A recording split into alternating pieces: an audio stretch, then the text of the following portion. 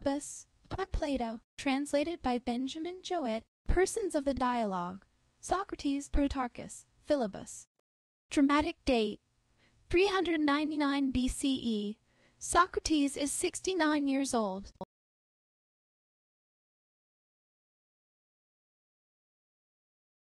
Observe, Protarchus, the nature of the position which you are now going to take from Philebus, and what the other position is which I maintain, and which, if you do not approve of it, is to be controverted by you. Shall you and I sum up the two sides? By all means.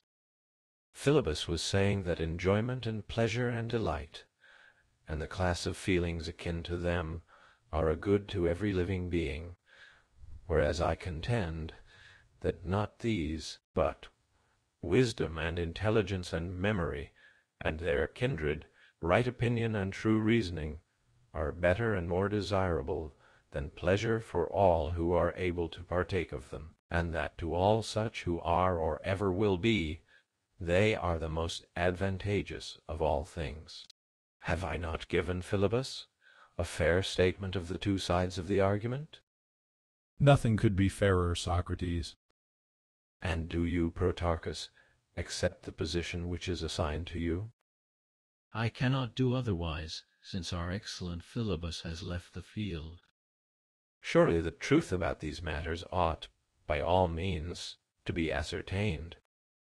Certainly. Shall we further agree? To what? That you and I must now try to indicate some state and disposition of the soul which has the property of making all men happy. Yes, by all means. And you say that pleasure, and I say that wisdom, is such a state? True. And what if there be a third state, which is better than either? Then both of us are vanquished, are we not? But if this life, which really has the power of making men happy, turn out to be more akin to pleasure than to wisdom, the life of pleasure may still have the advantage over the life of wisdom. True. Or suppose that the better life is more nearly allied to wisdom, then wisdom conquers, and pleasure is defeated. Do you agree? Certainly. And what do you say, Philebus? I say, and shall always say, that pleasure is easily the conqueror. But you must decide for yourself, Protarchus. You, Philebus, have handed over the argument to me, and have no longer a voice in the matter. True enough. Nevertheless, I would clear myself and deliver my soul of you, and I call the goddess herself to witness that I now do so. You may appeal to us. We too will be the witnesses of your words. And now, Socrates, whether Philebus is pleased or displeased, we will proceed with the argument. Then let us begin with the goddess herself, of whom Philebus says that she is called Aphrodite, but that her real name is Pleasure. Very good. The awe which I always feel, Protarchus, about the names of the gods is more than human. It exceeds all other fears. And now I would not sin against Aphrodite by naming her amiss. Let her be called what she pleases. But pleasure I know to be manifold, and with her, as I was just now saying, we must begin, and consider what her nature is. She has one name, and therefore you would imagine that she is one. And yet surely she takes the most varied and even unlike forms. For do we not say that the intemperate has pleasure, and that the temperate has pleasure in his very temperance, that the fool is pleased when he is full of foolish fancies and hopes, and that the wise man has pleasure in his wisdom? And how foolish would anyone be who affirmed that all these opposite pleasures are severally alike?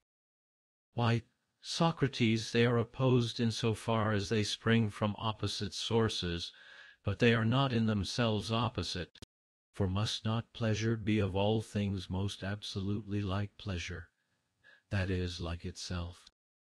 Yes, my good friend, just as color is like color in so far as colors are colors, there is no difference between them.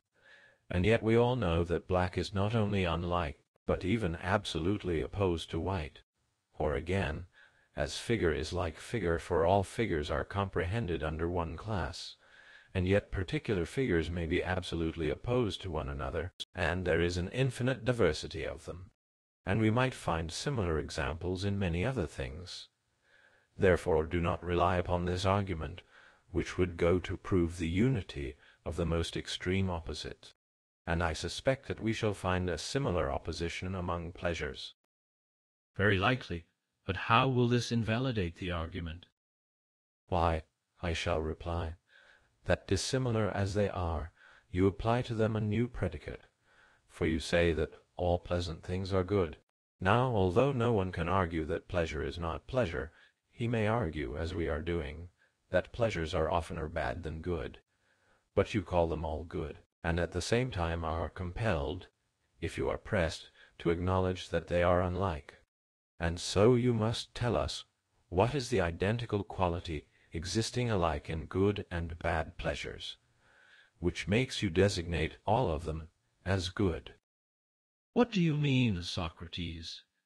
Do you think that anyone who asserts pleasure to be the good will tolerate the notion that some pleasures are good and others bad?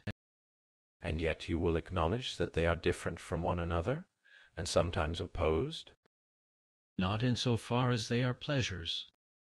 That is a return to the old position, Protarchus, and so we are to say, are we, that there is no difference in pleasures, but that they are all alike, and the examples which have just been cited do not pierce our dull minds, but we go on arguing all the same, like the weakest and most inexperienced reasoners, probably corrupt. What do you mean? Why, I mean to say that in self-defense I may, if I like, follow your example, and assert boldly that the two things most unlike are most absolutely alike, and the result will be that you and I will prove ourselves to be very tyros in the art of disputing, and the argument will be blown away and lost. Suppose that we put back, and return to the old position, then perhaps we may come to an understanding with one another. How do you mean? Shall I, Protarchus, have my own question asked of me by you? What question? Ask me whether wisdom and science and mind, and those other qualities which I, when asked by you at first what is the nature of the good, affirmed to be good, are not in the same case with the pleasures of which you spoke. What do you mean? The sciences are a numerous class, and will be found to present great differences. But even admitting that, like the pleasures, they are opposite as well as different, should I be worthy of the name of dialectician if, in order to avoid this difficulty, I were to say, as you are saying of pleasure, that there is no difference between one science and another, would not the argument founder and disappear like an idle tale, although we might ourselves escape drowning by clinging to a fallacy? May none of this befall us, except the deliverance. Yet I like the even-handed justice which is applied to both our arguments.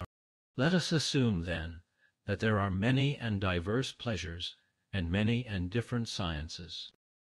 And let us have no concealment, Protarchus, of the differences between my good and yours, but let us bring them to the light in the hope that, in the process of testing them, they may show whether pleasure is to be called the good or wisdom or some third quality.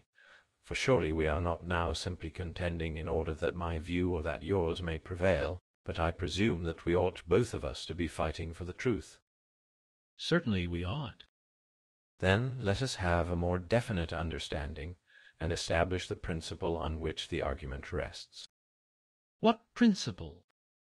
A principle about which all men are always in a difficulty, and some men sometimes against their will. Speak plainer. The principle which has just turned up, which is a marvel of nature, for that one should be many or many one, are wonderful propositions, and he who affirms either is very open to attack. Do you mean when a person says that I, Protarchus, am by nature one and also many, dividing the single mean into many me's, and even opposing them as great and small, light and heavy, and in 10,000 other ways? Those, Protarchus, are the common and acknowledged paradoxes about the one and many, which I may say that everybody has by this time agreed to dismiss as childish and obvious and detrimental to the true course of thought, and no more favor is shown to that other puzzle, in which a person proves the members and parts of anything to be divided, and then confessing that they are all one, says laughingly in disproof of his own words, "Why, here is a miracle. The one is many and infinite, and the many are only one." But what, Socrates, are those other marvels connected with this subject which, as you imply, have not yet become common and acknowledged? When, my boy, the one does not belong to the class of things that are born and perish, as in the instances which we were giving. For in those cases, and when unity is of this concrete nature, there is, as I was saying, a universal consent that no refutation is needed. But when the assertion is made that man is one, or ox is one, or beauty one, or the good one, then the interest which attaches to these and similar unities, and the attempt which is made to divide them, gives birth to a controversy. Of what nature? In the first place, as to whether these unities have a real existence, and then how each individual unity, being always the same, and incapable either of generation or of destruction, but retaining a permanent individuality, can be conceived either as dispersed and multiplied in the infinity of the world of generation, or as still entire and yet divided from itself, which latter would seem to be the greatest impossibility of all. For how can one and the same thing be, at the same time, in one and in many things? These, Protarchus, are the real difficulties, and this is the one and many to which they relate. They are the source of great perplexity if ill decided, and the right determination of them is very helpful. Then, Socrates, let us begin by clearing up these questions. That is what I should wish. And I am sure that all my other friends will be glad to hear them discussed. Philebus, fortunately for us, is not disposed to move, and we had better not stir him up with questions. Good. And where shall we begin this great and multifarious battle, in which such various points are at issue? Shall we begin thus? How? We say that the one and many become identified by thought, and that now, as in time past, they run about together, in and out of every word which is uttered, and that this union of them will never cease, and is not now beginning, but is, as I believe, an everlasting quality of thought itself, which never grows old. Any young man, when he first tastes these subtleties, is delighted, and fancies that he has found a treasure of wisdom. In the first enthusiasm of his joy he leaves no stone, or rather no thought unturned, now rolling up the many into the one, and kneading them together, now unfolding and dividing them. He puzzles himself first, and above all, and then he proceeds to puzzle his neighbors, whether they are older or younger, or of his own age. That makes no difference. Neither father nor mother does he spare. No human being who has ears is safe from him, hardly even his dog, and a barbarian would have no chance of escaping him, if an interpreter could only be found. Considering, Socrates, how many we are, and that all of us are young men, is there not a danger that we and Philebus may all set upon you, if you abuse us? We understand what you mean, but is there no charm by which we may dispel all this confusion, no more excellent way of arriving at the truth? If there is, we hope that you will guide us into that way, and we will do our best to follow, for the inquiry in which we are engaged, Socrates, is not unimportant. The reverse of unimportant, my boys, as Philebus calls you, and there neither is nor ever will be a better than my own favorite way, which has nevertheless already often deserted me and left me helpless in the hour of need. Tell us what that is. One which may be easily pointed out, but is by no means easy of application. It is the parent of all the discoveries in the arts. Tell us what it is. A gift of heaven which, as I conceive, the gods tossed among men by the hands of a new Prometheus, and therewith a blaze of light, and the ancients, who were our betters and nearer the gods than we are, handed down the tradition that whatever things are said to be are composed of one and many, and have the finite and infinite implanted in them. Seeing, then, that such is the order of the world, we too ought in every inquiry to begin by laying down one idea of that which is the subject of inquiry. This unity we shall find in everything. Having found it, we may next proceed to look for two, if there be two, or if not, then for three or some other number, subdividing each of these units, until at last the unity with which we began is seen not only to be one and many and infinite, but also a definite number. The infinite must not be suffered to approach the many until the entire number of the species intermediate between unity and infinity has been discovered. Then, and not till then, we may rest from division, and without further troubling ourselves about the endless individuals, may allow them to drop into infinity. This, as I was saying, is the way of considering and learning and teaching one another, which the gods have handed down to us. But the wise men of our time are either too quick or too slow in conceiving plurality and unity. Having no method, they make their one and many anyhow, and from unity pass at once to infinity. The intermediate steps never occur to them, and this, I repeat, is what makes the difference between the mere art of disputation and true dialectic. I think that I partly understand you, Socrates, but I should like to have a clearer notion of what you are saying. I may illustrate my meaning by the letters of the alphabet, Protarchus, which you were made to learn as a child. How do they afford an illustration? The sound which passes through the lips, whether of an individual or of all men, is one, and yet infinite. Very true. And yet, not by knowing either that sound is one or that sound is infinite, are we perfect in the art of speech, but the knowledge of the number and nature of sounds is what makes a man a grammarian. Very true. And the knowledge which makes a man a musician is of the same kind. How so? Sound is one in music as well as in grammar? Certainly. And there is a higher note and a lower note, and a note of equal pitch.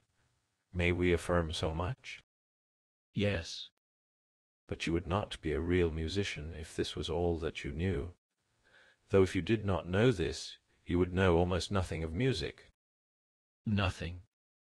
But when you have learned what sounds are high and what low, and the number and nature of the intervals and their limits or proportions, and the systems compounded out of them, which our fathers discovered and have handed down to us, who are their descendants, under the name of harmonies, and the affections corresponding to them in the movements of the human body, which, when measured by numbers, ought, as they say, to be called rhythms and measures, and they tell us that the same principle should be applied to every one and many.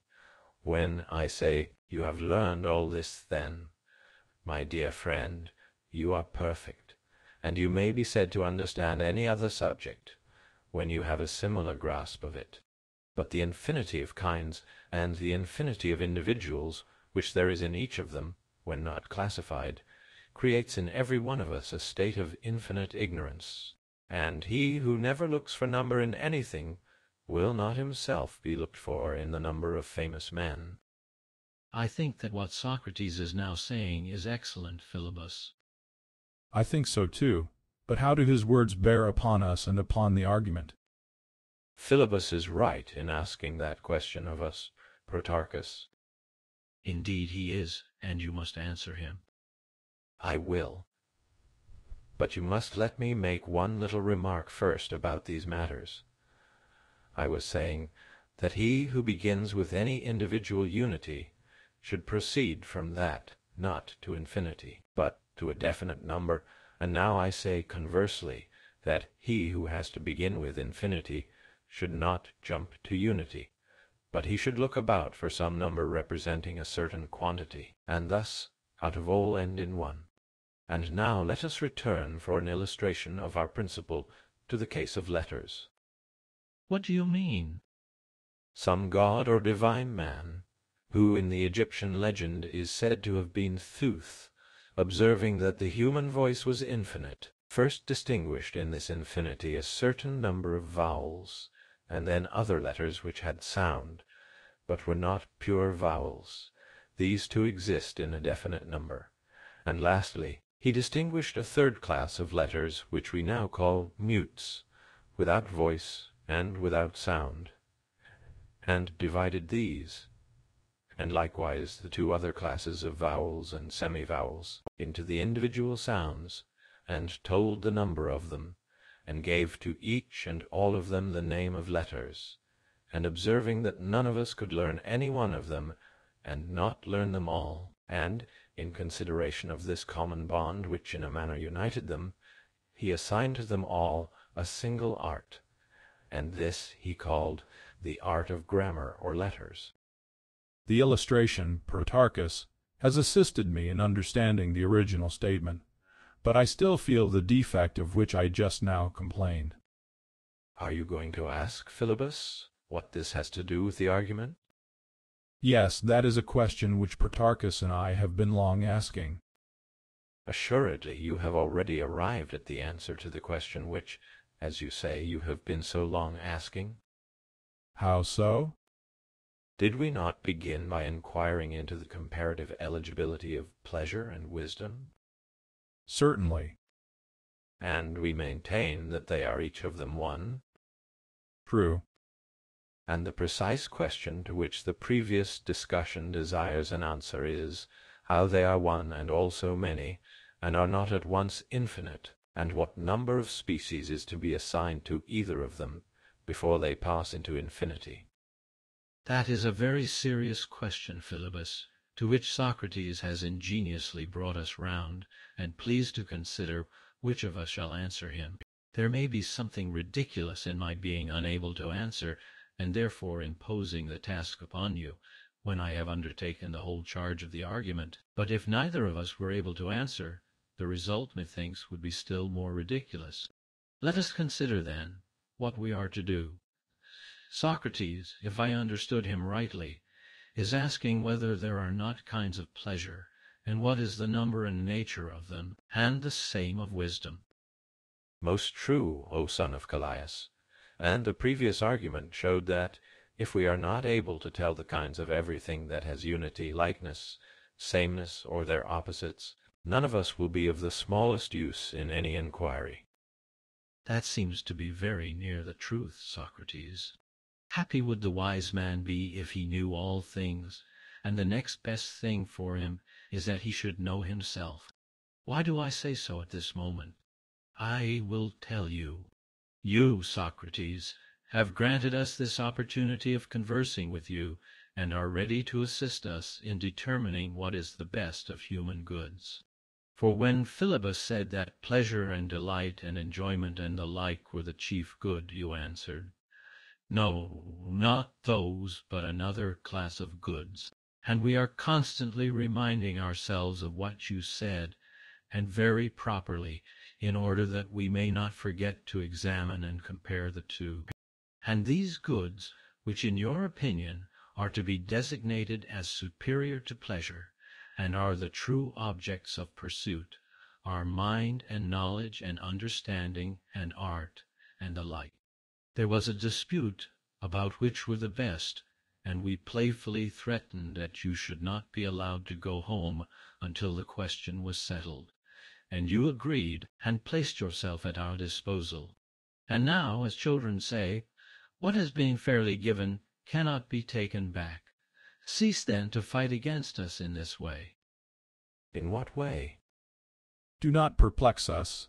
and keep asking questions of us to which we have not as yet any sufficient answer to give, let us not imagine that a general puzzling of us all is to be the end of our discussion.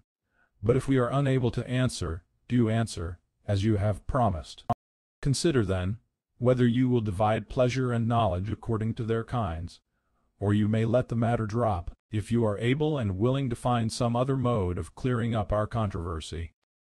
If you say that, I have nothing to apprehend, for the words, if you are willing, dispel all my fear, and moreover a god seems to have recalled something to my mind. What is that? I remember to have heard long ago certain discussions about pleasure and wisdom, whether awake or in a dream I cannot tell. They were to the effect that neither the one nor the other of them was the good, but some third thing, which was different from them, and better than either. If this be clearly established, then pleasure will lose the victory, for the good will cease to be identified with her. Am I not right? Yes. And there will cease to be any need of distinguishing the kinds of pleasures, as I am inclined to think, but this will appear more clearly as we proceed. Capital, Socrates. Pray go on as you propose. But let us first agree on some little points. What are they? Is the good perfect or imperfect? The most perfect, Socrates, of all things. And is the good sufficient? Yes, certainly, and in a degree surpassing all other things. And no one can deny that all percipient beings desire and hunt after good, and are eager to catch and have the good about them, and care not for the attainment of anything which is not accompanied by good. That is undeniable. Now let us part off the life of pleasure from the life of wisdom, and pass them in review. How do you mean? Let there be no wisdom in the life of pleasure, nor any pleasure in the life of wisdom. For if either of them is the chief good, it cannot be supposed to want anything. But if either is shown to want anything, then it cannot really be the chief good. Impossible.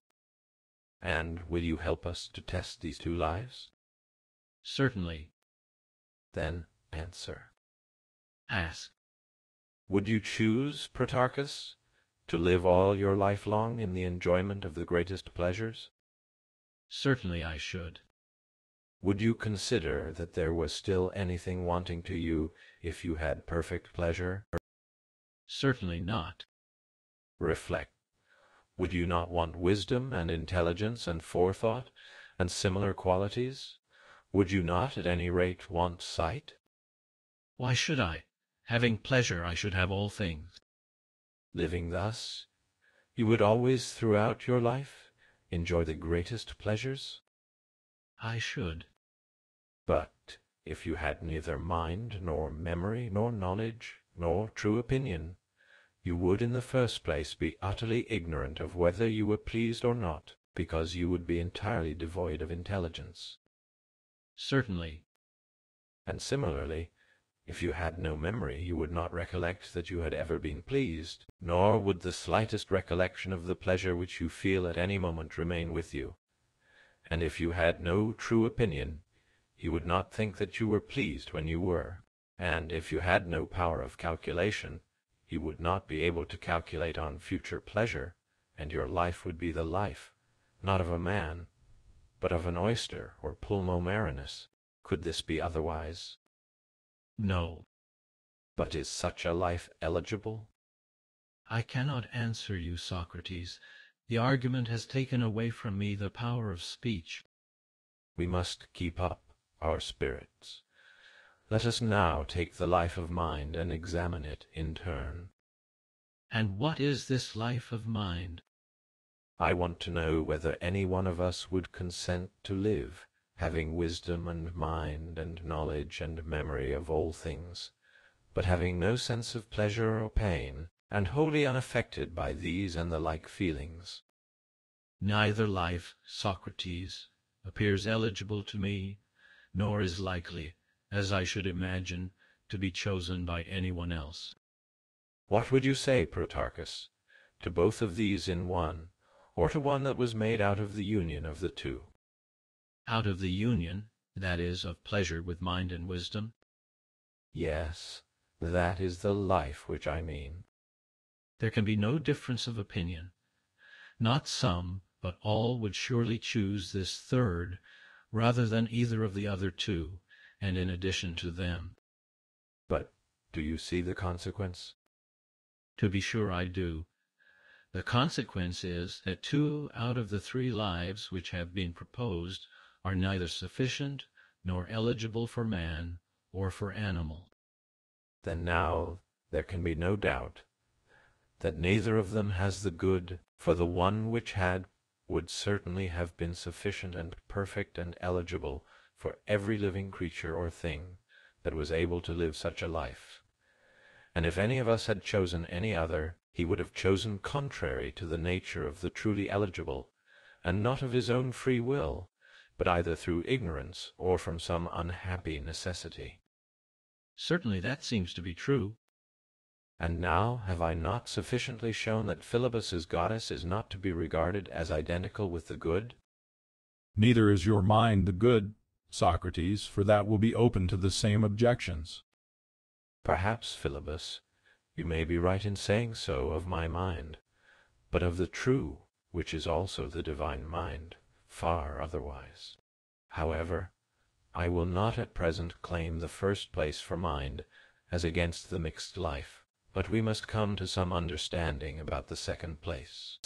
For you might affirm pleasure, and I mind to be the cause of the mixed life. And in that case, although neither of them would be the good, one of them might be imagined to be the cause of the good. And I might proceed further to argue in opposition to Philebus that the element which makes this mixed life eligible and good is more akin and more similar to mind than to pleasure. And if this is true, pleasure cannot be truly said to share either in the first or second place, and does not, if I may trust my own mind, attain even to the third. Truly, Socrates, pleasure appears to me to have had a fall. In fighting for the palm, she has been smitten by the argument, and is laid low. I must say that mind would have fallen too, and may therefore be thought to show discretion in not putting forward a similar claim. And if pleasure were deprived not only of the first but of the second place, she would be terribly damaged in the eyes of her admirers, for not even to them would she still appear as fair as before. Well, but had we not better leave her now, and not pain her by applying the crucial test, and finally detecting her? Nonsense, Socrates. Why, because I said that we had better not pain pleasure, which is an impossibility. Yes, and more than that, because you do not seem to be aware that none of us will let you go home until you have finished the argument. Heavens! Protarchus, that will be a tedious business, and just at present not at all an easy one. For in going to war in the cause of mind, who is aspiring to the second prize, I ought to have weapons of another make from those which I used before. Some, however, of the old ones may do again. And must I then finish the argument? Of course you must. Let us be very careful in laying the foundation. What do you mean? Let us divide all existing things into 2, or rather, if you do not object, into 3 classes. Upon what principle would you make the division? Let us take some of our newly found notions. Which of them? Were we not saying that God revealed a finite element of existence, and also an infinite? Certainly. Let us assume these 2 principles, and also a third, which is compounded out of them. But I fear that I am ridiculously clumsy at these processes of division and enumeration. What do you mean, my good friend? I say that a 4th class is still wanted. What will that be? Find the cause of the third or compound, and add this as a 4th class to the 3 others. And would you like to have a 5th class, or cause of resolution, as well as a cause of composition? Not, I think, at present. But if I want a fifth at some future time, you shall allow me to have it. Certainly. Let us begin with the first three, and as we find two out of the three greatly divided and dispersed, let us endeavor to reunite them, and see how in each of them there is a one and many. If you would explain to me a little more about them, perhaps I might be able to follow you. Well, the two classes are the same which I mentioned before, one the finite, and the other the infinite. I will first show that the infinite is in a certain sense many, and the finite may be hereafter discussed. I agree. And now consider well, for the question to which I invite your attention is difficult and controverted.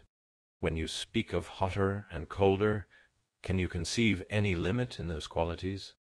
Does not the more and less, which dwells in their very nature, prevent their having any end? For if they had an end, the more and less would themselves have an end. That is most true. Ever, as we say, into the hotter and the colder, there enters a more and a less. Yes. Then, says the argument, there is never any end of them, and being endless, they must also be infinite. Yes, Socrates, that is exceedingly true. Yes, my dear Protarchus, and your answer reminds me that such an expression as exceedingly, which you have just uttered, and also the term gently, have the same significance as more or less, for whenever they occur, they do not allow of the existence of quantity. They are always introducing degrees into actions, instituting a comparison of a more or a less excessive, or a more or a less gentle, and at each creation of more or less, quantity disappears. For, as I was just now saying, if quantity and measure did not disappear, but were allowed to intrude in the sphere of more and less and the other comparatives, these last would be driven out of their own domain. When definite quantity is once admitted, there can be no longer a hotter or a colder, for these are always progressing, and are never in one stay, but definite quantity is at rest, and has ceased to progress, which proves that comparatives such as the hotter and the colder are to be ranked in the class of the infinite. Your remark certainly has the look of truth, Socrates, but these subjects, as you were saying, are difficult to follow at first. I think, however, that if I could hear the argument repeated by you once or twice, there would be a substantial agreement between us. Yes, and I will try to meet your wish, but, as I would rather not waste time in the enumeration of endless particulars, let me know whether I may not assume as a note of the infinite. What? I want to know whether such things as appear to us to admit of more or less, or are denoted by the words exceedingly, gently, extremely, and the like, may not be referred to the class of the infinite, which is their unity, for, as was asserted in the previous argument, all things that were divided and dispersed should be brought together, and have the mark or seal of some one nature, if possible, set upon them. Do you remember? Yes. And all things which do not admit of more or less, but admit their opposites, that is to say, first of all, equality and the equal, or again, the double, or any other ratio of number and measure, all these may, I think, be rightly reckoned by us in the class of the limited or finite. What do you say? Excellent, Socrates. And now what nature shall we ascribe to the third or compound kind? You, I think, will have to tell me that. Rather God will tell you, if there be any God who will listen to my prayers. Offer up a prayer, then, and think. I am thinking, Protarchus, and I believe that some God has befriended us. What do you mean, and what proof have you to offer of what you are saying? I will tell you, and do you listen to my words? Proceed. Were we not speaking just now of hotter and colder? True. Add to them drier, wetter, more, less, swifter, slower, greater, smaller, and all that in the preceding argument, we placed under the unity of more and less. In the class of the infinite, you mean? Yes, and now mingle this with the other. What is the other? The class of the finite, which we ought to have brought together, as we did the infinite. But perhaps it will come to the same thing if we do so now. When the two are combined, a third will appear. What do you mean by the class of the finite? The class of the equal and the double, and any class which puts an end to difference and opposition, and by introducing number creates harmony and proportion among the different elements. I understand. You seem to me to mean that the various opposites, when you mingle with them, the class of the finite, takes certain form. Yes, that is my meaning. Proceed. Does not the right participation in the finite give health? In disease, for instance? Certainly. And whereas the high and low, the swift and the slow, are infinite or unlimited, does not the addition of the principles aforesaid introduce a limit, and perfect the whole frame of music? Yes, certainly.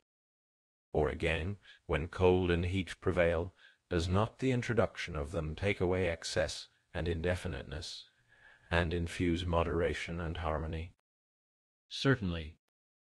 And from a like admixture of the finite and infinite come the seasons, and all the delights of life. Most true. I omit 10,000 other things, such as beauty and health and strength, and the many beauties and high perfections of the soul.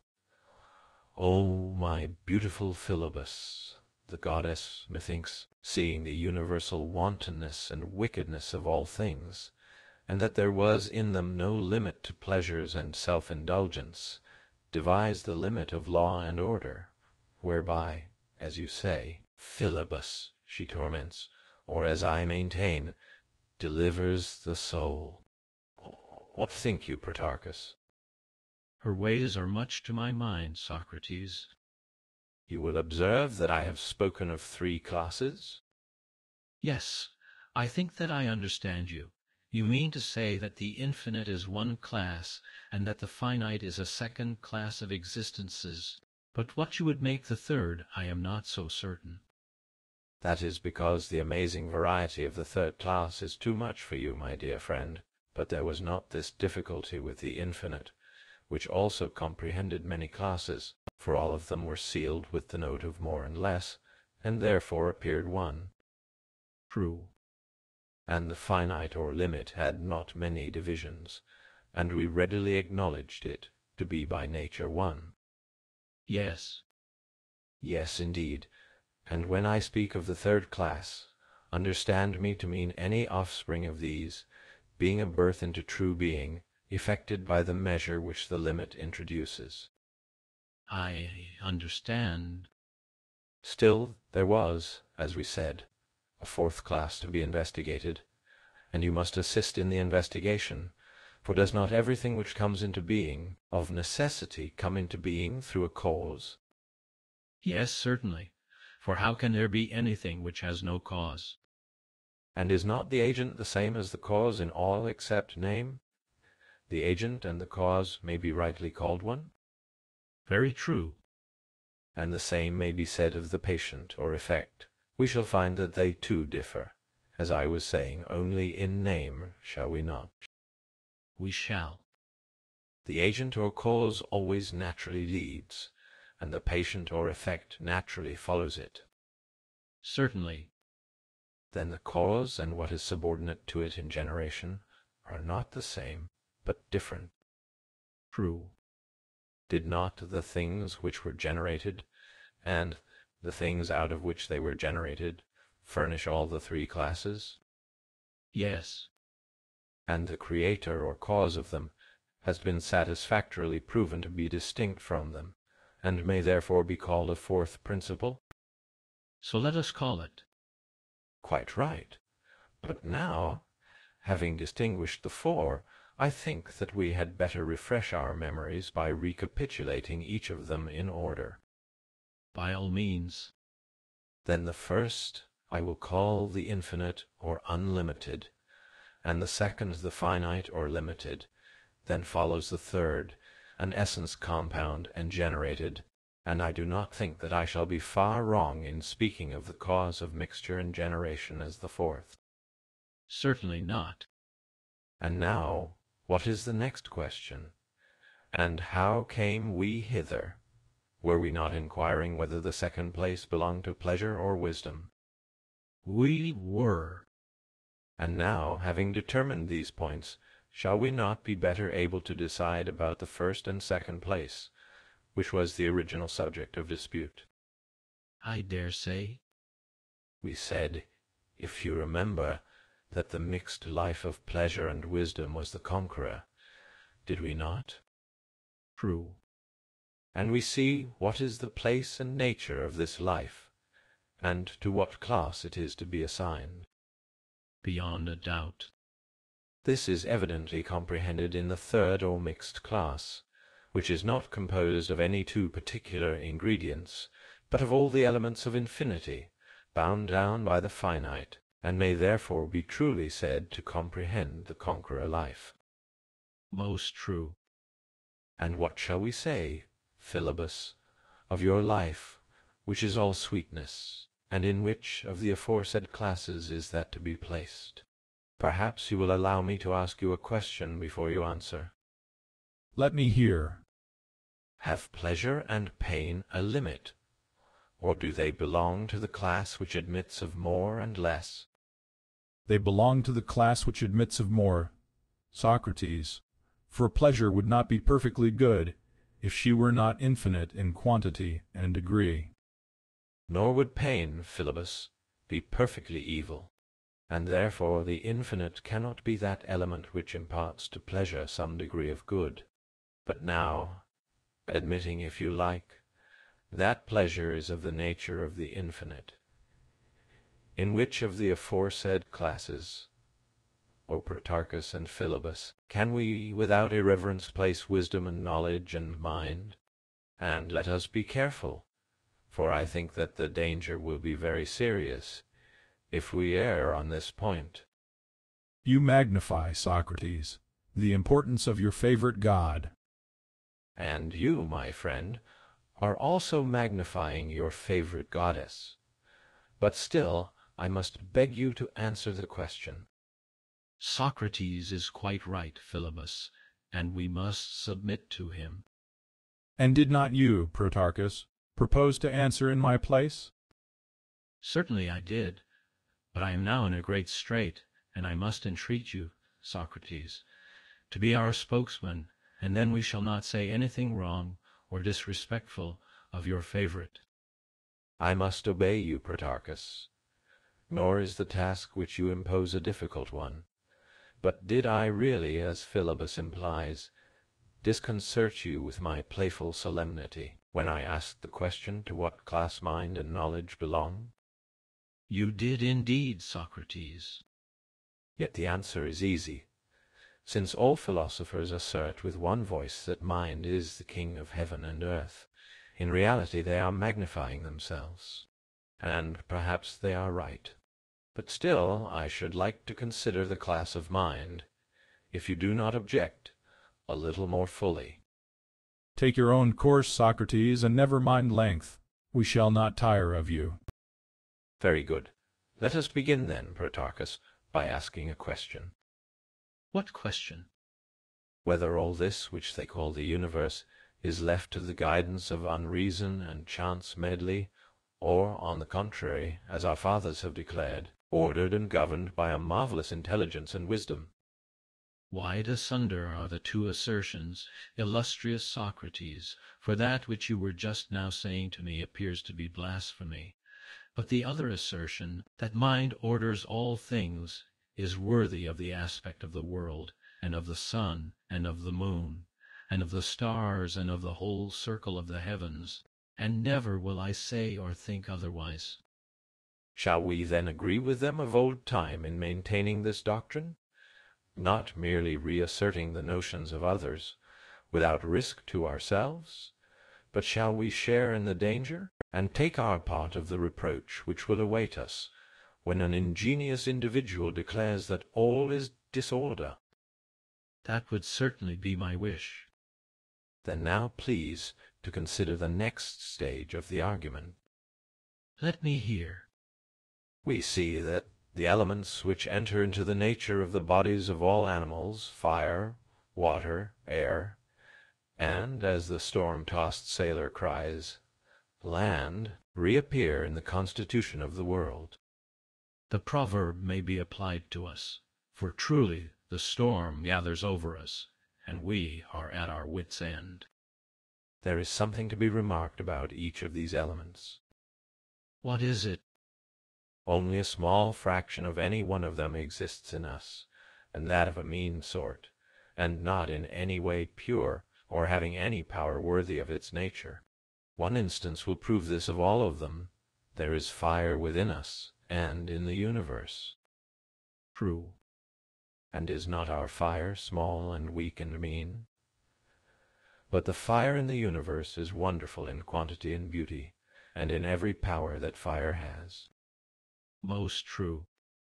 And is the fire in the universe nourished and generated and ruled by the fire in us, or is the fire in you and me, and in other animals, dependent on the universal fire?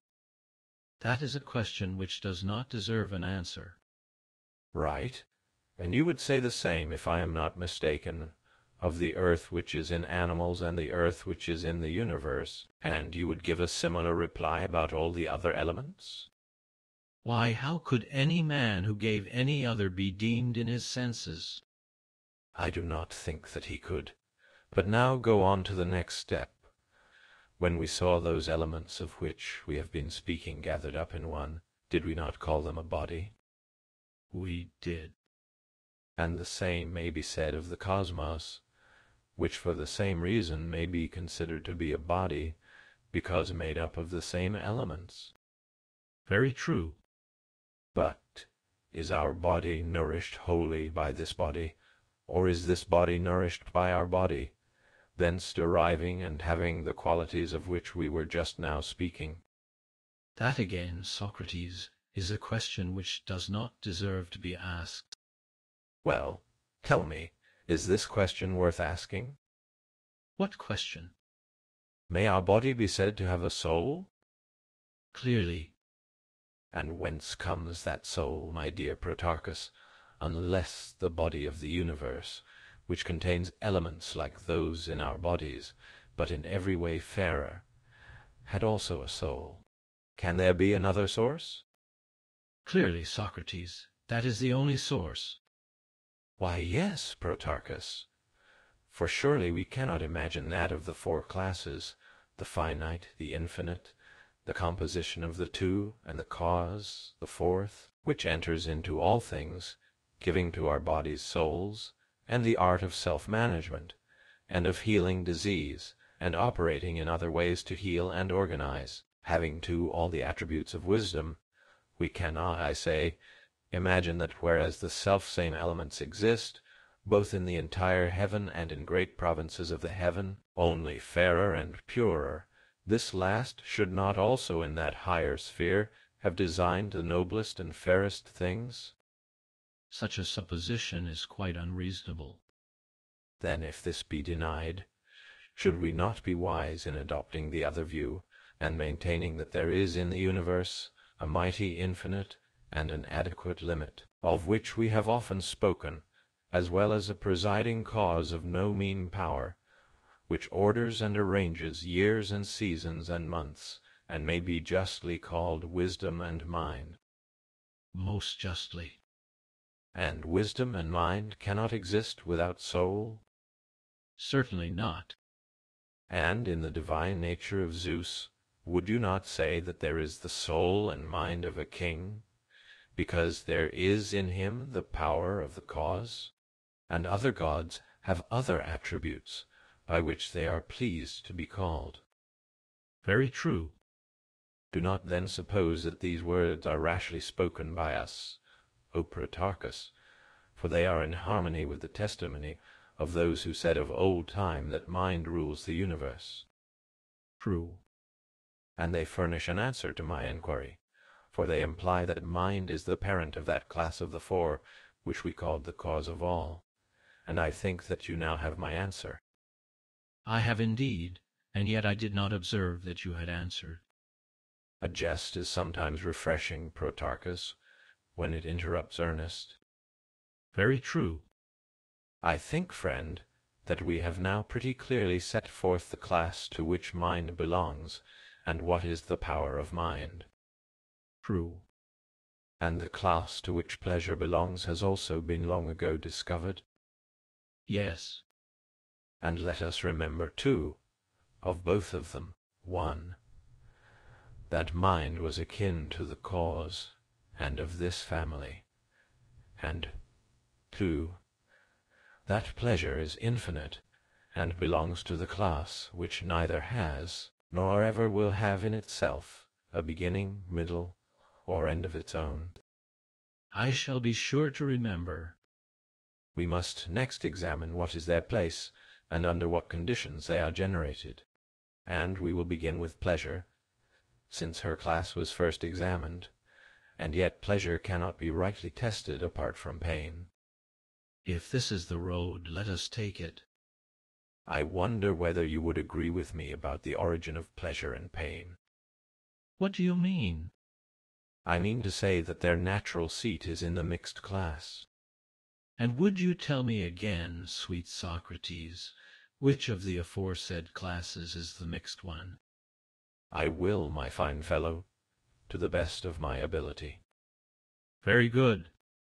Let us then understand the mixed class to be that which we placed third in the list of 4. That which followed the infinite and the finite, and in which you ranked health, and, if I am not mistaken, harmony. Capital. And now will you please to give me your best attention? Proceed. I am attending. I say that when the harmony in animals is dissolved, there is also a dissolution of nature and a generation of pain. That is very probable. And the restoration of harmony and return to nature is the source of pleasure, if I may be allowed to speak in the fewest and shortest words about matters of the greatest moment. I believe that you are right, Socrates, but will you try to be a little plainer? Do not obvious and everyday phenomena furnish the simplest illustration? What phenomena do you mean? Hunger, for example, is a dissolution and a pain. True. Whereas eating is a replenishment and a pleasure. Yes. Thirst again is a destruction and a pain, but the effect of moisture replenishing the dry place is a pleasure. Once more, the unnatural separation and dissolution caused by heat is painful, and the natural restoration and refrigeration is pleasant. Very true. And the unnatural freezing of the moisture in an animal is pain, and the natural process of resolution and return of the elements to their original state is pleasure. And would not the general proposition seem to you to hold, that the destroying of the natural union of the finite and infinite, which, as I was observing before, make up the class of living beings, is pain, and that the process of return of all things to their own nature is pleasure? Granted. What you say has a general truth. Here, then, is one kind of pleasures and pains originating severally in the 2 processes which we have described. Good. Let us next assume that in the soul herself there is an antecedent hope of pleasure which is sweet and refreshing, and an expectation of pain, fearful and anxious. Yes, this is another class of pleasures and pains, which is of the soul only, apart from the body, and is produced by expectation. Right, for in the analysis of these, pure as I suppose them to be, the pleasures being unalloyed with pain and the pains with pleasure, methinks that we shall see clearly whether the whole class of pleasure is to be desired, or whether this quality of entire desirableness is not rather to be attributed to another of the classes which have been mentioned, and whether pleasure and pain, like heat and cold, and other things of the same kind are not sometimes to be desired, and sometimes not to be desired, as being not in themselves good, but only sometimes, and in some instances, admitting of the nature of good. You say most truly that this is the track which the investigation should pursue. Well then, assuming that pain ensues on the dissolution, and pleasure on the restoration of the harmony, let us now ask what will be the condition of animated beings who are neither in process of restoration nor of dissolution. And mind what you say. I ask whether any animal who is in that condition can possibly have any feeling of pleasure or pain, great or small. Certainly not. Then here we have a third state, over and above that of pleasure and of pain. Very true. And do not forget that there is such a state. It will make a great difference in our judgment of pleasure, whether we remember this or not, and I should like to say a few words about it. What have you to say? Why, you know that if a man chooses the life of wisdom, there is no reason why he should not live in this neutral state. You mean that he may live neither rejoicing nor sorrowing? Yes, and if I remember rightly, when the lives were compared, no degree of pleasure, whether great or small, was thought to be necessary to him who chose the life of thought and wisdom. Yes, certainly we said so. Then he will live without pleasure, and who knows whether this may not be the most divine of all lives?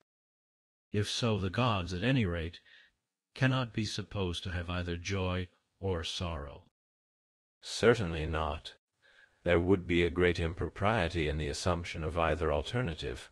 But whether the gods are or are not indifferent to pleasure is a point which may be considered hereafter if in any way relevant to the argument, and whatever is the conclusion we will place it to the account of mind in her contest for the second place, should she have to resign the first.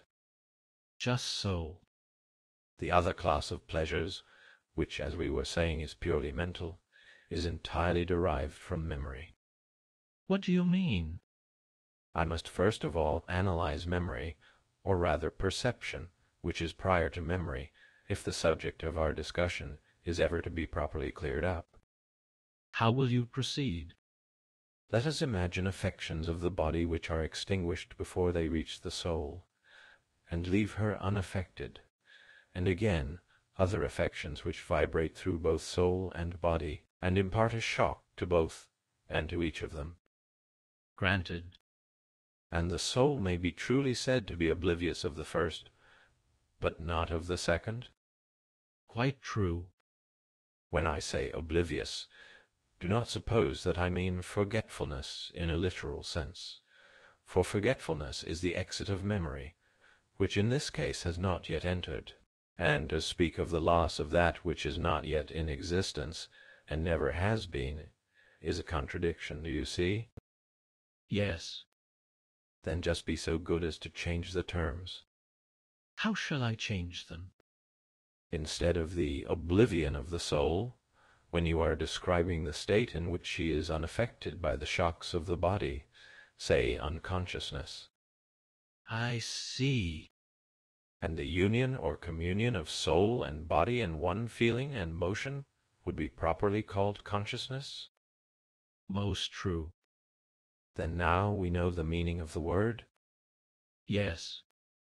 And memory may, I think, be rightly described as the preservation of consciousness? Right. But do we not distinguish memory from recollection? I think so.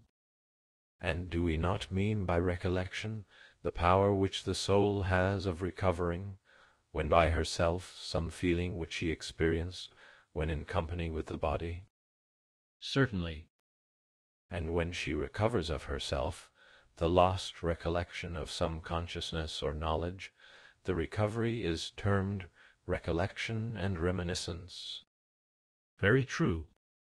There is a reason why I say all this. What is it? I want to attain the plainest possible notion of pleasure and desire, as they exist in the mind only, apart from the body, and the previous analysis helps to show the nature of both. Then now, Socrates, let us proceed to the next point. There are certainly many things to be considered in discussing the generation and whole complexion of pleasure. At the outset we must determine the nature and seat of desire. Aye, let us inquire into that, for we shall lose nothing. Nay, Protarchus, we shall surely lose the puzzle if we find the answer. A fair retort, but let us proceed. Did we not place hunger, thirst, and the like in the class of desires? Certainly. And yet they are very different. What common nature have we in view when we call them by a single name? By heaven, Socrates, that is a question which is not easily answered, but it must be answered. Then let us go back to our examples. Where shall we begin? Do we mean anything when we say, a man thirsts? Yes. We mean to say that he's empty? Of course. And is not thirst desire? Yes, of drink. Would you say of drink, or of replenishment with drink? I should say of replenishment with drink. Then he who is empty desires, as would appear, the opposite of what he experiences, for he is empty and desires to be full. Clearly so. But how can a man who is empty for the first time attain either by perception or memory to any apprehension of replenishment, of which he has no present or past experience? Impossible. And yet he who desires surely desires something. Of course. He does not desire that which he experiences, for he experiences thirst, and thirst is emptiness, but he desires replenishment. True. Then there must be something in the thirsty man which in some way apprehends replenishment? There must. And that cannot be the body, for the body is supposed to be emptied? Yes. The only remaining alternative is that the soul apprehends the replenishment by the help of memory, as is obvious, for what other way can there be? I cannot imagine any other. But do you see the consequence? What is it? That there is no such thing as desire of the body. Why so? Why, because the argument shows that the endeavor of every animal is to the reverse of his bodily state. Yes. And the impulse which leads him to the opposite of what he is experiencing proves that he has a memory of the opposite state. True. And the argument, having proved that memory attracts us towards the objects of desire, proves also that the impulses and the desires and the moving principle in every living being have their origin in the soul. Most true. The argument will not allow that our body either hungers or thirsts, or has any similar experience. Quite right. Let me make a further observation. The argument appears to me to imply that there is a kind of life which consists in these affections. Of what affections, and of what kind of life, are you speaking? I am speaking of being emptied and replenished, and of all that relates to the preservation and destruction of living beings, as well as of the pain which is felt in one of these states, and of the pleasure which succeeds to it. True. And what would you say of the intermediate state? What do you mean by intermediate? I mean, when a person is in actual suffering, and yet remembers past pleasures which, if they would only return, would relieve him, but as yet he has them not. May we not say of him that he is in an intermediate state? Certainly. Would you say that he was wholly pained or wholly pleased? Nay, I should say that he has two pains. In his body there is the actual experience of pain, and in his soul longing and expectation. What do you mean, Protarchus, by the two pains? May not a man who is empty have at one time a sure hope of being filled, and at other times be quite in despair? Very true. And has he not the pleasure of memory when he is hoping to be filled? And yet in that he is empty, is he not at the same time in pain? Certainly. Then man and the other animals have at the same time both pleasure and pain? I suppose so. But when a man is empty and has no hope of being filled, there will be the double experience of pain. You observed this, and inferred that the double experience was the single case possible. Quite true, Socrates. Shall the inquiry into these states of feeling be made the occasion of raising a question? What question? Whether we ought to say that the pleasures and pains of which we are speaking are true or false, or some true and some false. But how, Socrates, can there be false pleasures and pains? And how, Protarchus, can there be true and false fears, or true and false expectations, or true and false opinions? I grant that opinions may be true or false, but not pleasures. What do you mean? I am afraid that we are raising a very serious inquiry. There I agree. And yet, my boy, for you are one of Philebus' boys, the point to be considered is whether the inquiry is relevant to the argument. Surely. No tedious and irrelevant discussion can be allowed. What is said should be pertinent. Right. I am always wondering at the question which has now been raised. How so?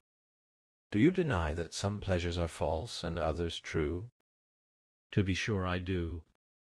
Would you say that no one ever seemed to rejoice and yet did not rejoice, or seemed to feel pain and yet did not feel pain, sleeping or waking, mad or lunatic? So we have always held, Socrates. But were you right? Shall we inquire into the truth of your opinion? I think that we should. Let us then put into more precise terms the question which has arisen about pleasure and opinion. Is there such a thing as opinion? Yes. And such a thing as pleasure? Yes. And an opinion must be of something? True. And a man must be pleased by something? Quite correct. And whether the opinion be right or wrong makes no difference. It will still be an opinion. Certainly. And he who is pleased, whether he is rightly pleased or not, will always have a real feeling of pleasure. Yes. That is also quite true. Then, how can opinion be both true and false, and pleasure true only, although pleasure and opinion are both equally real? Yes, that is the question. You mean that opinion admits of truth and falsehood, and hence becomes not merely opinion, but opinion of a certain quality. And this is what you think should be examined? Yes. And further, even if we admit the existence of qualities in other objects, may not pleasure and pain be simple and devoid of quality? Clearly. But there is no difficulty in seeing that pleasure and pain, as well as opinion, have qualities, for they are great or small, and have various degrees of intensity, as was indeed said long ago by us. Quite true. And if badness attaches to any of them, Protarchus, then we should speak of a bad opinion, or of a bad pleasure? Quite true, Socrates. And if rightness attaches to any of them, should we not speak of a right opinion or right pleasure, and in like manner of the reverse of rightness? Certainly. And if the thing opined be erroneous, might we not say that the opinion, being erroneous, is not right or rightly opined? Certainly. And if we see a pleasure or pain which errs in respect of its object, shall we call that right or good, or by any honorable name? Not if the pleasure is mistaken. How could we? And surely pleasure often appears to accompany an opinion which is not true, but false. Certainly it does. And in that case, Socrates, as we were saying, the opinion is false, but no one could call the actual pleasure false. How eagerly, Protarchus, do you rush to the defense of pleasure? Nay, Socrates, I only repeat what I hear. And is there no difference, my friend, between that pleasure which is associated with right opinion and knowledge, and that which is often found in all of us associated with falsehood and ignorance? There must be a very great difference between them. Then, now let us proceed to contemplate this difference. Lead, and I will follow. Well then, my view is, What is it? we agree, do we not, that there is such a thing as false, and also such a thing as true opinion? Yes, And pleasure and pain, as I was just now saying, are often consequent upon these, upon true and false opinion, I mean. very true. And do not opinion, and the endeavor to form an opinion, always spring from memory and perception? Certainly. Might we imagine the process to be something of this nature? Of what nature? An object may be often seen at a distance not very clearly, and the seer may want to determine what it is which he sees. Very likely. Soon he begins to interrogate himself. In what manner? He asks himself, what is that which appears to be standing by the rock under the tree? This is the question which he may be supposed to put to himself when he sees such an appearance. True. To which he may guess the right answer, saying as if in a whisper to himself, it is a man. Very good. Or again, he may be misled, and then he will say, no, it is a figure made by the shepherds. Yes. And if he has a companion, he repeats his thought to him in articulate sounds, and what was before an opinion has now become a proposition. Certainly. But if he be walking alone when these thoughts occur to him, he may not unfrequently keep them in his mind for a considerable time. Very true. Well, now I wonder whether you would agree in my explanation of this phenomenon. What is your explanation? I think that the soul at such times is like a book. How so? Memory and perception meet, and they and their attendant feelings seem to almost to write down words in the soul, and when the inscribing feeling writes truly, then true opinion and true propositions, which are the expressions of opinion, come into our souls. But when the scribe within us writes falsely, the result is false. I quite assent and agree to your statement. I must bespeak your favor also for another artist, who is busy at the same time in the chambers of the soul. Who is he? The painter who, after the scribe has done his work, draws images in the soul of the things which he has described. But when and how does he do this? When a man, besides receiving from sight or some other sense certain opinions or statements, sees in his mind the images of the subjects of them, is not this a very common mental phenomenon? Certainly. And the images answering to true opinions and words are true, and to false opinions and words false, are they not? They are. If we are right so far, there arises a further question. What is it? Whether we experience the feeling of which I am speaking only in relation to the present and the past, or in relation to the future also? I should say in relation to all times alike. Have not purely mental pleasures and pains been described already as in some cases anticipations of the bodily ones, from which we may infer that anticipatory pleasures and pains have to do with the future? Most true. And do all those writings and paintings, which, as we were saying a little while ago, are produced in us, relate to the past and present only, and not to the future? To the future very much. When you say very much, You mean to imply that all these representations are hopes about the future, and that mankind are filled with hopes in every stage of existence? Exactly. Answer me another question. What question? A just and pious and good man is the friend of the gods, is he not? Certainly he is. And the unjust and utterly bad man is the reverse? True. And all men, as we were saying just now, are always filled with hopes. Certainly. And these hopes, as they are termed, are propositions which exist in the minds of each of us? Yes. And the fancies of hope are also pictured in us. A man may often have a vision of a heap of gold, and pleasures ensuing, and in the picture there may be a likeness of himself mightily rejoicing over his good fortune. True. And may we not say that the good, being friends of the gods, have generally true pictures presented to them, and the bad false pictures? Certainly. The bad, too, have pleasures painted in their fancy as well as the good, but I presume that they are false pleasures. They are. The bad then commonly delight in false pleasures, and the good in true pleasures. Doubtless. Then, upon this view, there are false pleasures in the souls of men, which are a ludicrous imitation of the true, and there are pains of a similar character? There are.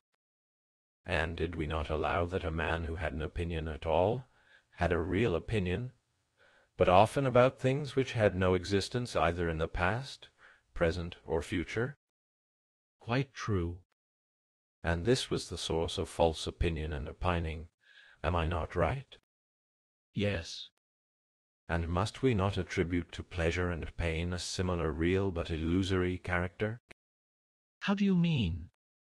I mean to say that a man must be admitted to have real pleasure who is pleased with anything or anyhow, and he may be pleased about things which neither have nor have ever had any real existence, and, more often than not, are never likely to exist. Yes, Socrates, that again is undeniable. And may not the same be said about fear and anger and the like? Are they not often false? Quite so. And can opinions be good or bad except in as far as they are true or false? In no other way. Nor can pleasures be conceived to be bad except in so far as they are false. Nay, Socrates, that is the very opposite of truth, for no one would call pleasures and pains bad because they are false, but by reason of some other great corruption to which they are liable. Well, of pleasures which are corrupt and caused by corruption, we will hereafter speak, if we care to continue the inquiry. For the present I would rather show by another argument that there are many false pleasures existing or coming into existence in us, because this may assist our final decision. Very true. That is to say, if there are such pleasures. I think that there are, Protarchus. But this is an opinion which should be well assured, and not rest upon a mere assertion. Very good. Then now, like wrestlers, let us approach and grasp this new argument. Proceed. We were maintaining a little while since that when desires, as they are termed, exist in us, then the body has separate feelings apart from the soul. Do you remember? Yes, I remember that you said so. And the soul was supposed to desire the opposite of the bodily state, while the body was the source of any pleasure or pain which was experienced. True. Then now you may infer what happens in such cases. What am I to infer? That in such cases pleasures and pains come simultaneously, and there is a juxtaposition of the opposite sensations which correspond to them, as has been already shown. Clearly. And there is another point to which we have agreed. What is it? That pleasure and pain both admit of more and less, and that they are of the class of infinites. Certainly we said so. But how can we rightly judge of them? How can we? Is it our intention to judge of their comparative importance and intensity, measuring pleasure against pain and pain against pain, and pleasure against pleasure? Yes, such is our intention, and we shall judge of them accordingly. Well, take the case of sight. Does not the nearness or distance of magnitudes obscure their true proportions, and make us opine falsely? And do we not find the same illusion happening in the case of pleasures and pains? Yes, Socrates, and in a degree far greater. Then what we are now saying is the opposite of what we were saying before.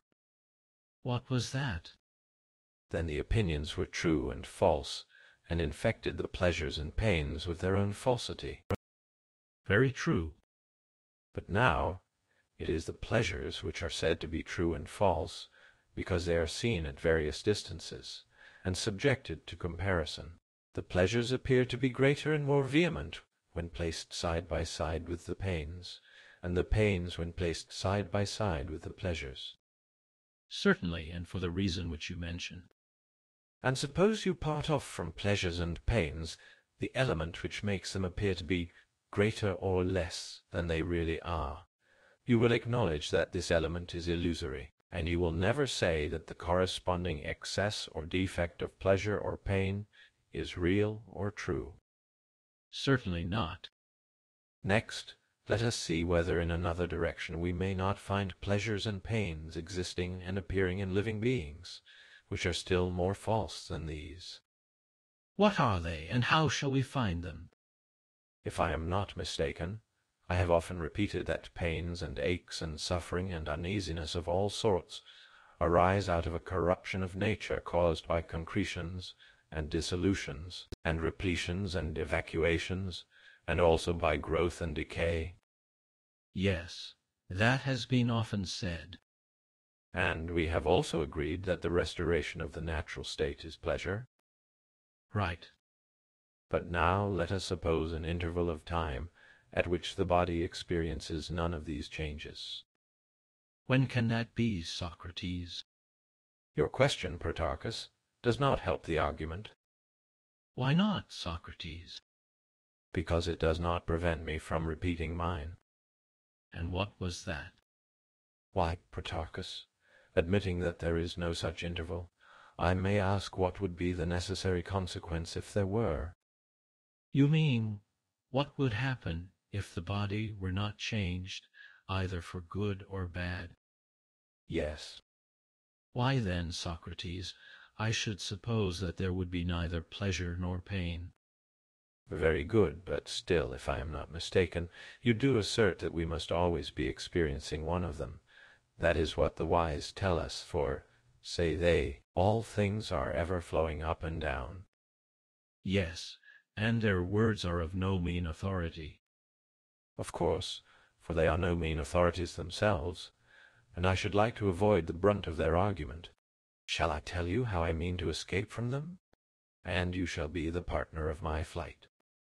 How? To them we will say, good, but are we, or living things in general, always conscious of what happens to us? For example, of our growth, or the like. Are we not, on the contrary, almost wholly unconscious of this and similar phenomena? You must answer for them.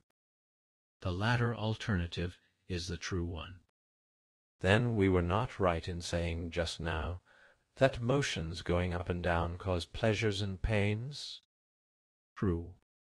A better and more unexceptionable way of speaking will be, What? if we say that the great changes produce pleasures and pains, but that the moderate and lesser ones do neither. That, Socrates, is the more correct mode of speaking.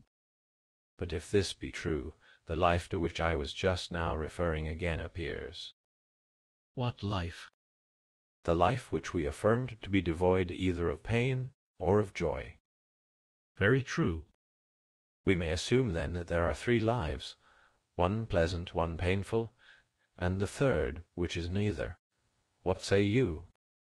I should say as you do that there are three of them. But if so, the negation of pain will not be the same with pleasure. Certainly not.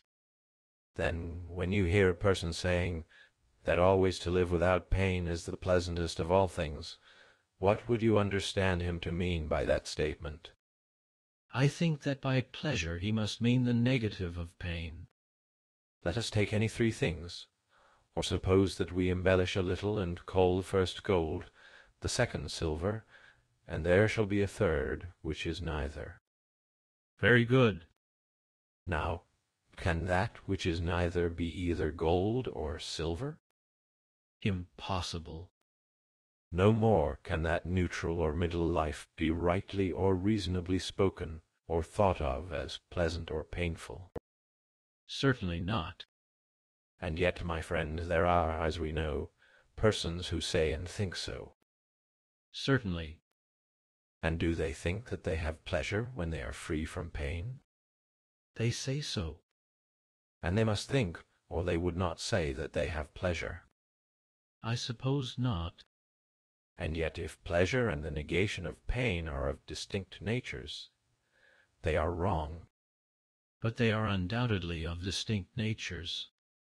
Then shall we take the view that they are three, as we were just now saying, or that they are two only, the one being a state of pain, which is an evil, and the other a cessation of pain, which is of itself a good, and is called pleasant?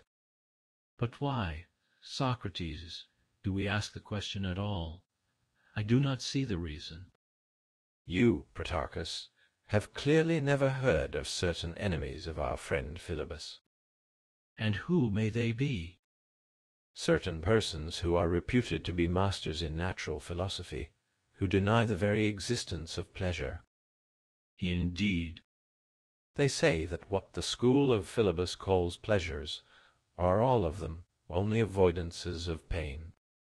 And would you, Socrates, have us agree with them? Why, no, I would rather use them as a sort of diviners, who divine the truth, not by rules of art, but by an instinctive repugnance and extreme detestation which a noble nature has of the power of pleasure, in which they think that there is nothing sound, and her seductive influence is declared by them to be witchcraft, and not pleasure.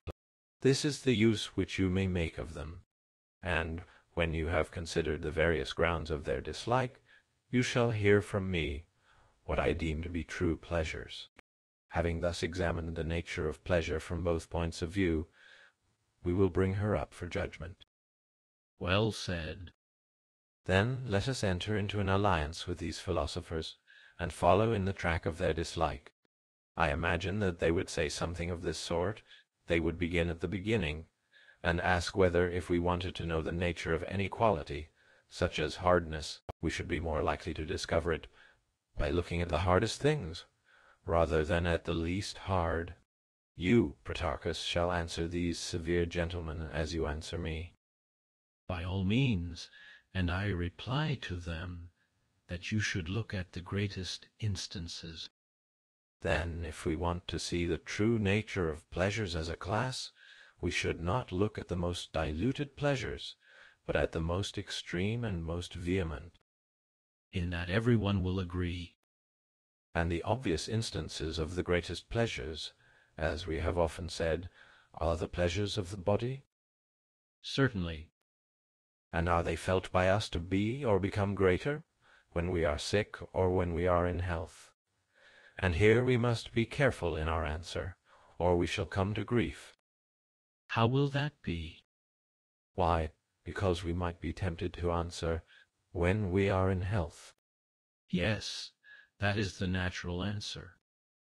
Well, but are not those pleasures the greatest of which mankind have the greatest desires? True. And do not people who are in a fever, or any similar illness, feel cold or thirst or other bodily affections more intensely? Am I not right in saying that they have a deeper want, and greater pleasure in the satisfaction of their want? That is obvious as soon as it is said. Well then, shall we not be right in saying that if a person would wish to see the greatest pleasures, he ought to go and look, not at health, but at disease? And here you must distinguish. Do not imagine that I mean to ask whether those who are very ill have more pleasures than those who are well, but understand that I am speaking of the magnitude of pleasure. I want to know where pleasures are found to be most intense. For, as I say, we have to discover what is pleasure, and what they mean by pleasure who deny her very existence. I think I follow you. You will soon have a better opportunity of showing whether you do or not, Protarchus.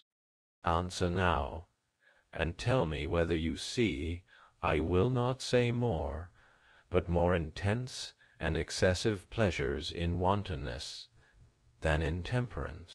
Reflect before you speak. I understand you, and see that there is a great difference between them. The temperate are restrained by the wise man's aphorism of never too much, which is their rule, but excess of pleasure possessing the minds of fools and wantons becomes madness, and makes them shout with delight. Very good. And if this be true, then the greatest pleasures and pains will clearly be found in some vicious state of soul and body, and not in a virtuous state. Certainly. And ought we not to select some of these for examination, and see what makes them the greatest? To be sure we ought. Take the case of the pleasures which arise out of certain disorders. What disorders? The pleasures of unseemly disorders, which our severe friends utterly detest. What pleasures? Such, for example, as the relief of itching and other ailments by scratching, which is the only remedy required. For what in heaven's name is the feeling to be called which is thus produced in us? Pleasure or pain? A villainous mixture of some kind. Socrates, I should say. I did not introduce the argument, O Protarchus, with any personal reference to Philebus, but because, without the consideration of these and similar pleasures, we shall not be able to determine the point at issue. Then we had better proceed to analyze this family of pleasures. You mean the pleasures which are mingled with pain? Exactly. There are some mixtures which are of the body, and only in the body, and others which are of the soul, and only in the soul, while there are other mixtures of pleasures with pains, common both to soul and body, which in their composite state are called sometimes pleasures and sometimes pains. How is that? Whenever, in the restoration or in the derangement of nature, a man experiences two opposite feelings, for example, when he is cold and is growing warm, or again, when he is hot and is becoming cool, and he wants to have the one and be rid of the other. The sweet has a bitter, as the common saying is, and both together fasten upon him and create irritation, and in time drive him to distraction. That description is very true to nature. And in these sorts of mixtures, the pleasures and pains are sometimes equal, and sometimes one or other of them predominates. True. Of cases in which the pain exceeds the pleasure, an example is afforded by itching, of which we were just now speaking, and by the tingling which we feel when the boiling and fiery element is within, and the rubbing and motion only relieves the surface, and does not reach the parts affected.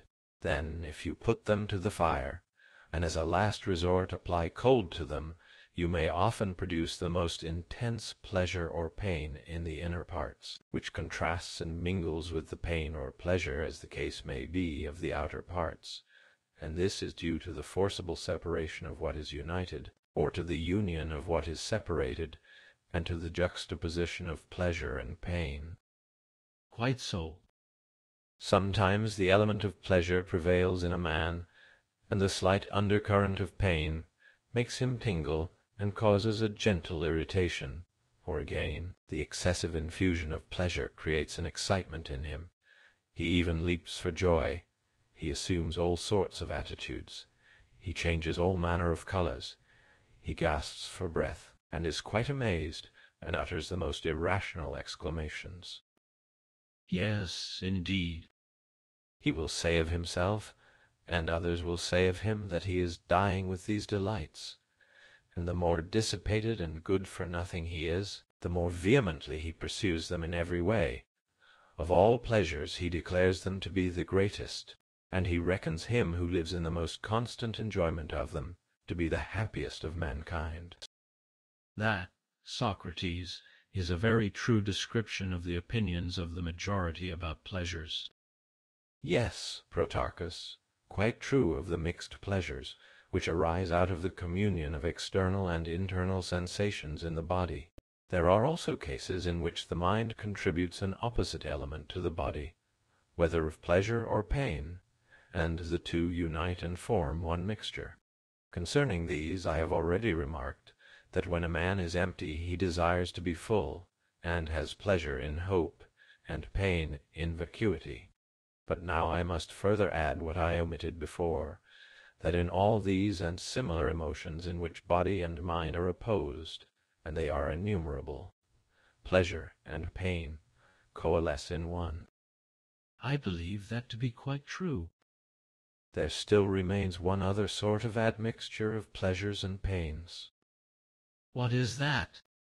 The union which, as we were saying, the mind often experiences of purely mental feelings. What do you mean? Why do we not speak of anger, fear, desire, sorrow, love, emulation, envy, and the like, as pains which belong to the soul only? Yes. And shall we not find them also full of the most wonderful pleasures? Need I remind you of the anger which stirs even a wise man to violence, and is sweeter than honey and the honeycomb? And you remember how pleasures mingle with pains in lamentation and bereavement? Yes, there is a natural connection between them. And you remember also how at the sight of tragedies the spectators smile through their tears? Certainly I do. And are you aware that even at a comedy the soul experiences a mixed feeling of pain and pleasure? I do not quite understand you. I admit, Protarchus, that there is some difficulty in recognizing this mixture of feelings at a comedy. There is, I think. And the greater the obscurity of the case, the more desirable is the examination of it, because the difficulty in detecting other cases of mixed pleasures and pains will be less. Proceed. I have just mentioned envy. Would you not call that a pain of the soul? Yes. And yet the envious man finds something in the misfortunes of his neighbors at which he is pleased? Certainly. And ignorance, and what is termed clownishness, are surely an evil. To be sure. From these considerations, learn to know the nature of the ridiculous. Explain. The ridiculous is, in short, the specific name which is used to describe the vicious form of a certain habit, and of vice in general. It is that kind which is most at variance with the inscription at Delphi. You mean, Socrates, know thyself. I do. And the opposite would be, know not thyself. Certainly. And now, Protarchus, try to divide this into 3. Indeed, I am afraid that I cannot. Do you mean to say that I must make the division for you? Yes, and what is more, I beg that you will. Are there not 3 ways in which ignorance of self may be shown? What are they? In the first place, about money. The ignorant may fancy himself richer than he is. Yes, that is a very common error. And still more often he will fancy that he is taller or fairer than he is, or that he has some other advantage of person which he really has not. Of course. And yet surely by far the greatest number err about the goods of the mind. They imagine themselves to be much better men than they are. Yes, that is by far the commonest delusion. And of all the virtues, is not wisdom the one which the mass of mankind are always claiming, and which most arouses in them a spirit of contention, and lying conceit of wisdom. Certainly. And may not all this be truly called an evil condition? Very evil. But we must pursue the division a step further, Protarchus. If we would see in envy of the childish sort a singular mixture of pleasure and pain. How can we make the further division which you suggest? All who are silly enough to entertain this lying conceit of themselves may of course be divided, like the rest of mankind, into two classes, one having power and might, and the other the reverse. Certainly. Let this, then, be the principle of division. Those of them who are weak and unable to revenge themselves, when they are laughed at, may be truly called ridiculous, but those who can defend themselves may be more truly described as strong and formidable. For ignorance in the powerful is hateful and horrible, because hurtful to others, both in reality and in fiction.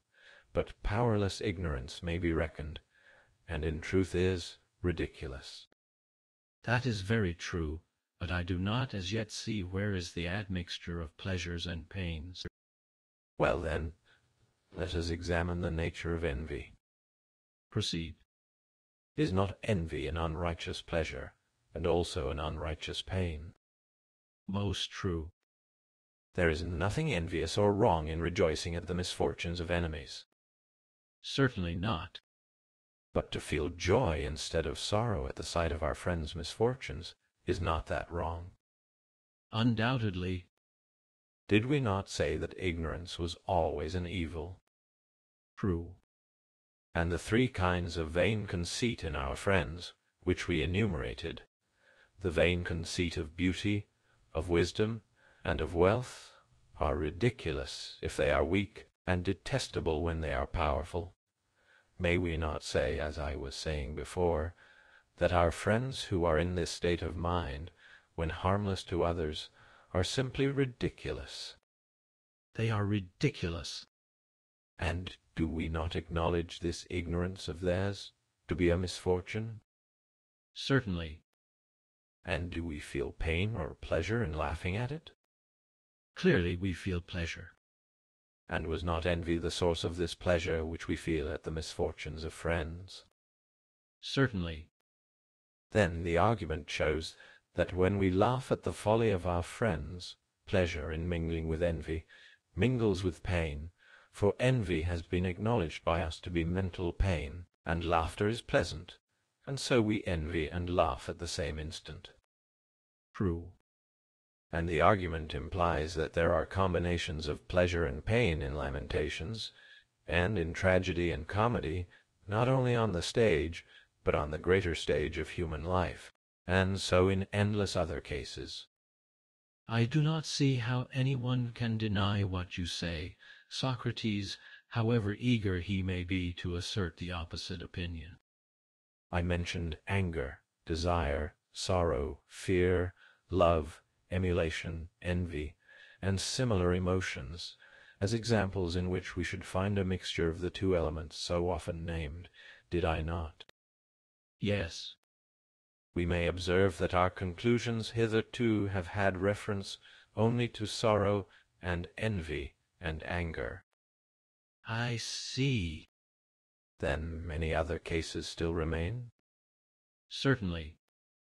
And why do you suppose me to have pointed out to you the admixture which takes place in comedy? Why but to convince you that there was no difficulty in showing the mixed nature of fear and love and similar affections.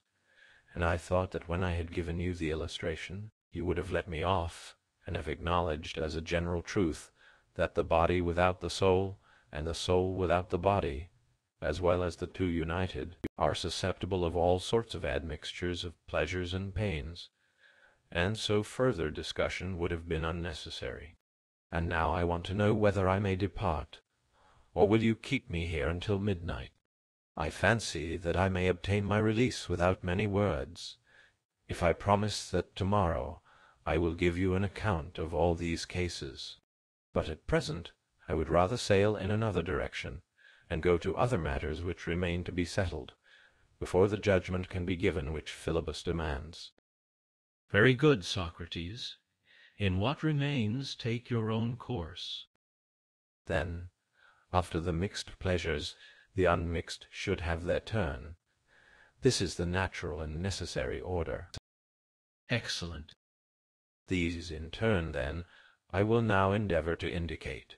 For with the maintainers of the opinion that all pleasures are a cessation of pain, I do not agree, but, as I was saying, I use them as witnesses, that there are pleasures which seem only and are not, and there are others again which have great power and appear in many forms, yet are intermingled with pains, and are partly alleviations of agony and distress, both of body and mind.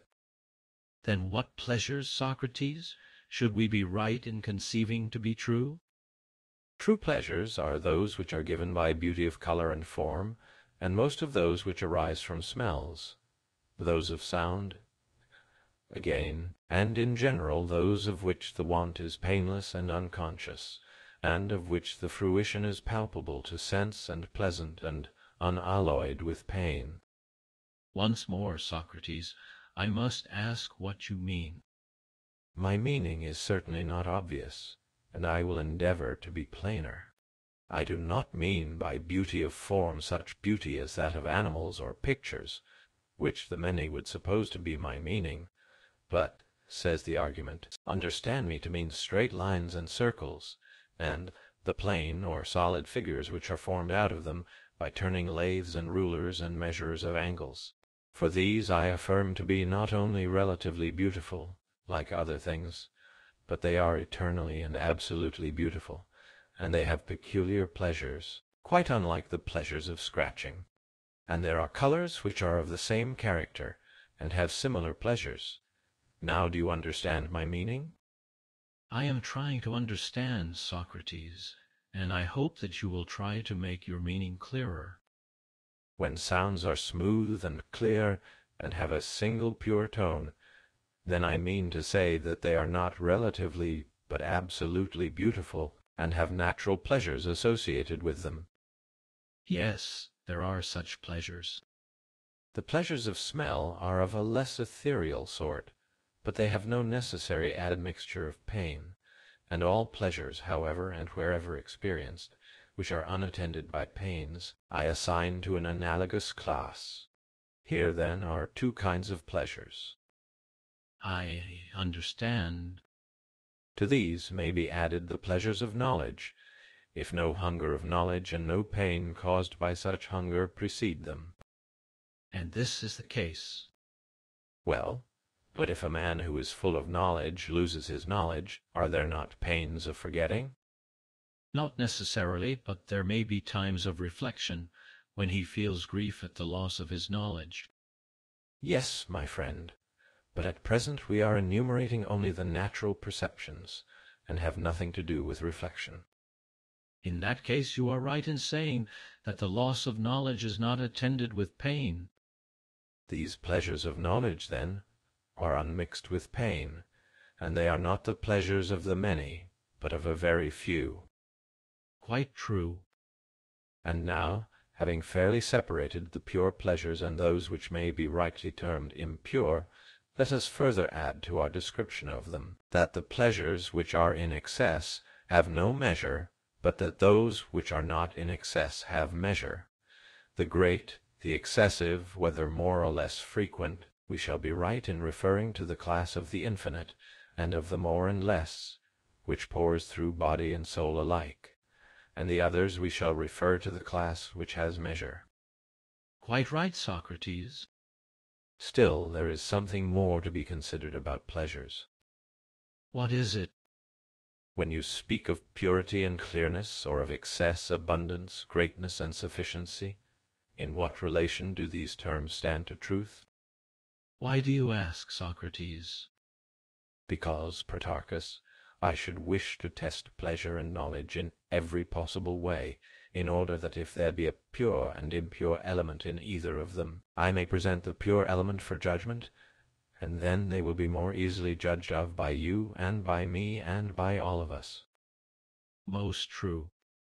Let us investigate all the pure kinds, first selecting for consideration a single instance. What instance shall we select? Suppose that we first of all take whiteness. Very good. How can there be purity in whiteness? And what purity? Is that purest which is greatest, or most in quantity, or that which is most unadulterated and freest from any admixture of other colors? Clearly that which is most unadulterated. True, Protarchus. And so the purest white, and not the greatest or largest in quantity, is to be deemed truest and most beautiful? Right. And we shall be quite right in saying that a little pure white is whiter and fairer and truer than a great deal that is mixed. Perfectly right. There is no need of adducing many similar examples in illustration of the argument about pleasure. One such is sufficient to prove to us that a small pleasure or a small amount of pleasure, if pure or unalloyed with pain, is always pleasanter and truer and fairer than a great pleasure or a great amount of pleasure of another kind. Assuredly, and the instance you have given is quite sufficient. But what do you say of another question? Have we not heard that pleasure is always a generation, and has no true being? Do not certain ingenious philosophers teach this doctrine, and ought not we to be grateful to them? What do they mean? I will explain to you, my dear Protarchus, what they mean by putting a question. Ask, and I will answer. I assume that there are two natures, one self-existent, and the other ever in want of something. What manner of natures are they? The one majestic ever, the other inferior. You speak riddles. You have seen loves good and fair, and also brave lovers of them. I should think so. Search the universe for two terms which are like these two, and are present everywhere. Yet a third time I must say, be a little plainer, Socrates. There is no difficulty, Protarchus. The argument is only in play, and insinuates that some things are for the sake of something else relatives, and that other things are the ends to which the former class subserve, absolutes. Your many repetitions make me slow to understand. As the argument proceeds, my boy, I dare say that the meaning will become clearer. Very likely. Here are two new principles. What are they? One is the generation of all things, and the other is essence. I readily accept from you both generation and essence. Very right. And would you say that generation is for the sake of essence, or essence for the sake of generation? You want to know whether that which is called essence is, properly speaking, for the sake of generation? Yes. By the gods, I wish that you would repeat your question. I mean, O my Protarchus, to ask whether you would tell me that shipbuilding is for the sake of ships, or ships for the sake of shipbuilding. And in all similar cases I should ask the same question. Why do you not answer yourself, Socrates? I have no objection, but you must take your part. Certainly. My answer is that all things instrumental, remedial, material, are given to us with a view to generation, and that each generation is relative to, or for the sake of, some being or essence, and that the whole of generation is relative to the whole of essence. Assuredly. Then pleasure, being a generation, must surely be for the sake of some essence. True. And that for the sake of which something else is done must be placed in the class of good, and that which is done for the sake of something else in some other class, my good friend. Most certainly. Then pleasure, being a generation, will be rightly placed in some other class than that of good. Quite right. Then, as I said at first, we ought to be very grateful to him who first pointed out that pleasure was a generation only, and had no true being at all, for he is clearly one who laughs at the notion of pleasure being a good. Assuredly. and he would surely laugh also at those who make generation their highest end. Of whom are you speaking, and what do they mean? I am speaking of those who, when they are cured of hunger or thirst or any other defect by some process of generation, are delighted at the process as if it were pleasure, and they say that they would not wish to live without these and other feelings of a like kind, which might be mentioned. That is certainly what they appear to think. And is not destruction universally admitted to be the opposite of generation? Certainly. Then he who chooses thus would choose generation and destruction rather than that third sort of life, in which, as we were saying, was neither pleasure nor pain, but only the purest possible thought. He who would make us believe pleasure to be a good is involved in great absurdities, Socrates. Great indeed, and there is yet another of them. What is it?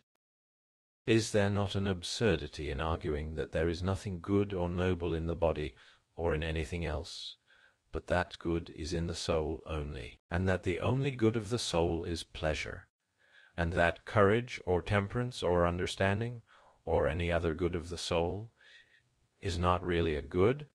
And is there not yet a further absurdity in our being compelled to say that he who has a feeling of pain and not of pleasure is bad at the time when he is suffering pain, even though he be the best of men, and again that he who has a feeling of pleasure, in so far as he is pleased at the time when he is pleased, in that degree excels in virtue?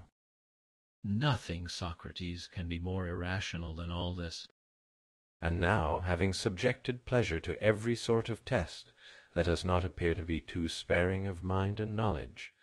Let us ring their metal bravely, and see if there be unsoundness in any part, until we have found out what in them is of the purest nature, and then the truest elements, both of pleasure and knowledge, may be brought up for judgment. Right. Knowledge has two parts, the one productive, and the other educational? True. And in the productive or handicraft arts, is not one part more akin to knowledge, and the other less? And may not the one part be regarded as the pure, and the other as the impure? Certainly. Let us separate the superior or dominant elements in each of them. What are they, and how do you separate them? I mean to say, that if arithmetic, mensuration, and weighing be taken away from any art, that which remains will not be much. Not much, certainly. The rest will be only conjecture, and the better use of the senses which is given by experience and practice, in addition to a certain power of guessing, which is commonly called art, and is perfected by attention and pains. Nothing more, assuredly. Music, for instance, is full of this empiricism, for sounds are harmonized, not by measure, but by skilful conjecture. The music of the flute is always trying to guess the pitch of each vibrating note, and is therefore mixed up with much that is doubtful, and has little which is certain. Most true. And the same will be found to hold good of medicine and husbandry, and piloting, and generalship. Very true. The art of the builder, on the other hand, which uses a number of measures and instruments, attains by their help to a greater degree of accuracy than the other arts. How is that? In shipbuilding and house-building, and in other branches of the art of carpentering, the builder has his rule, lathe, compass, line, and a most ingenious machine for straightening wood. Very true, Socrates. Then now let us divide the arts of which we were speaking into two kinds, the arts which, like music, are less exact in their results, and those which, like carpentering, are more exact. Let us make that division. Of the latter class, the most exact of all are those which we just now spoke of as primary. I see that you mean arithmetic, and the kindred arts of weighing and measuring. Certainly, Protarchus. But are not these also distinguishable into two kinds? What are the two kinds? In the first place, arithmetic is of two kinds, one of which is popular, and the other philosophical. How would you distinguish them? There is a wide difference between them, Protarchus.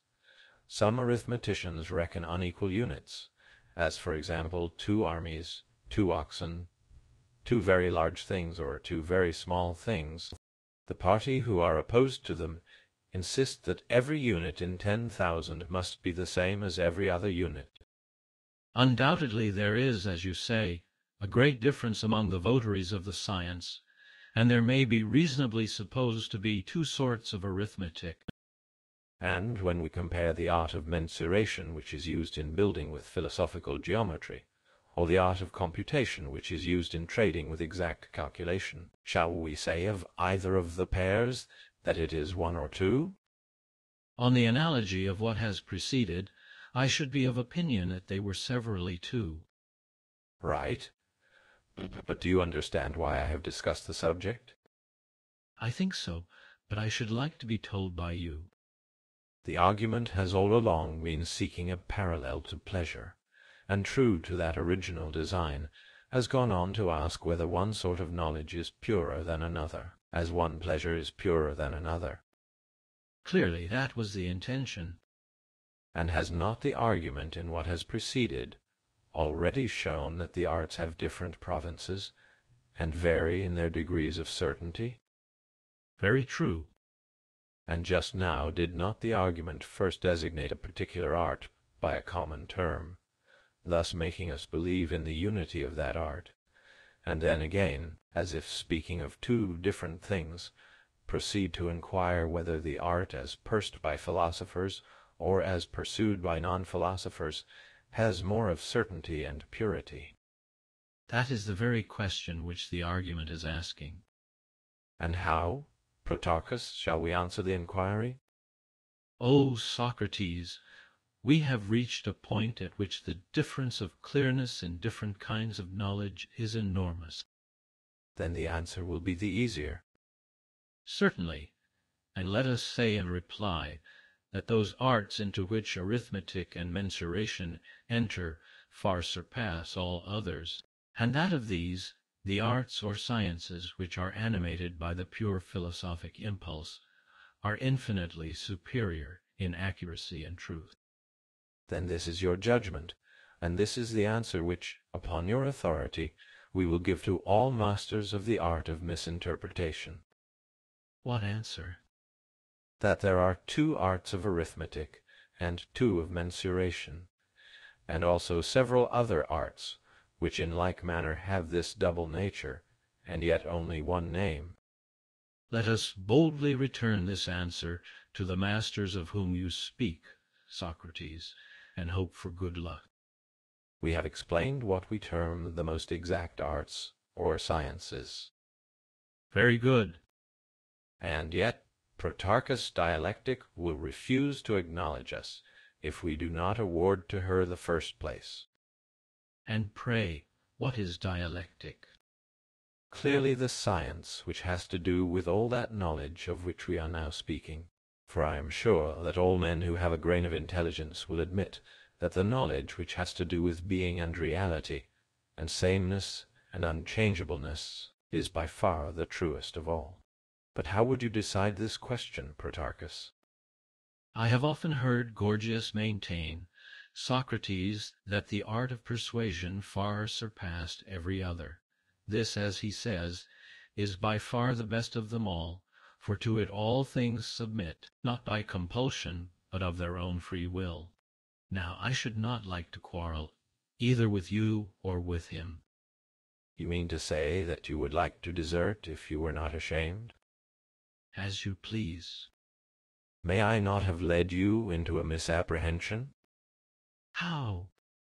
Dear Protarchus, I never asked which was the greatest or best or usefulest of arts or sciences, but which had clearness and accuracy, and the greatest amount of truth, however humble and little useful an art. And as for Gorgias, If you do not deny that his art has the advantage and usefulness to mankind, he will not quarrel with you for saying that the study of which I am speaking is superior in this particular of essential truth, as in the comparison of white colors, a little whiteness, if that little be only pure, was said to be superior in truth to a great mass which is impure. And now let us give our best attention and consider well, not the comparative use or reputation of the sciences, but the power or faculty, if there be such, which the soul has of loving the truth, and of doing all things for the sake of it. Let us search into the pure element of mind and intelligence, and then we shall be able to say whether the science of which I have been speaking is most likely to possess the faculty, or whether there be some other which has higher claims. Well, I have been considering, and I can hardly think that any other science or art has a firmer grasp of the truth than this. Do you say so because you observe that the arts in general, and those engaged in them, make use of opinion, and are resolutely engaged in the investigation of matters of opinion? Even he who supposes himself to be occupied with nature is really occupied with the things of this world, how created, how acting or acted upon. Is not this the sort of inquiry in which his life is spent? True. He is laboring, not after eternal being, but about things which are becoming, or which will or have become. Very true. And can we say that any of these things, which neither are, nor have been, nor will be, unchangeable, when judged by the strict rule of truth, ever become certain? Impossible. How can anything fixed be concerned with that which has no fixedness? How indeed? Then mind and science, when employed about such changing things, do not attain the highest truth. I should imagine not. And now let us bid farewell, a long farewell, to you or me or Philebus or Gorgias, and urge on behalf of the argument a single point. What point? Let us say that the stable and pure and true and unalloyed has to do with the things which are eternal and unchangeable and unmixed, or if not, at any rate, what is most akin to them has, and that all other things are to be placed in a second or inferior class. Very true. And of the names expressing cognition, ought not the fairest to be given to the fairest things? That is natural. And are not mind and wisdom the names which are to be honored most? Yes. And these names may be said to have their truest and most exact application when the mind is engaged in the contemplation of true being? Certainly. And these were the names which I adduced of the rivals of pleasure? Very true, Socrates. In the next place, as to the mixture, here are the ingredients, pleasure and wisdom, and we may be compared to artists who have their materials ready to their hands. Yes. And now we must begin to mix them? By all means. But had we not better have a preliminary word and refresh our memories? Of what? Of that which I have already mentioned. Well says the proverb, that we ought to repeat twice and even thrice that which is good. Certainly. Well then, by Zeus, let us proceed, and I will make what I believe to be a fair summary of the argument. Let me hear. Philebus says that pleasure is the true end of all living beings, at which all ought to aim, and moreover that it is the chief good of all, and that the two names good and pleasant are correctly given to one thing and one nature. Socrates, on the other hand, begins by denying this, and further says that in nature as in name they are two, and that wisdom partakes more than pleasure of the good. Is not, and was not, this what we were saying, Protarchus? Certainly. And is there not, and was there not a further point which was conceded between us? What was it? That the good differs from all other things. In what respect? In that The being who possesses good always everywhere and in all things has the most perfect sufficiency, and is never in need of anything else. Exactly. And did we not endeavor to make an imaginary separation of wisdom and pleasure, assigning to each a distinct life, so that pleasure was wholly excluded from wisdom, and wisdom in like manner had no part whatever in pleasure? We did. And did we think that either of them alone would be sufficient? Certainly not. And if we erred in any point, then let anyone who will take up the inquiry again and set us right, and assuming memory and wisdom and knowledge and true opinion to belong to the same class, let him consider whether he would desire to possess or acquire, I will not say pleasure, however abundant or intense, if he has no real perception that he is pleased, nor any consciousness of what he feels, nor any recollection, however momentary, of the feeling.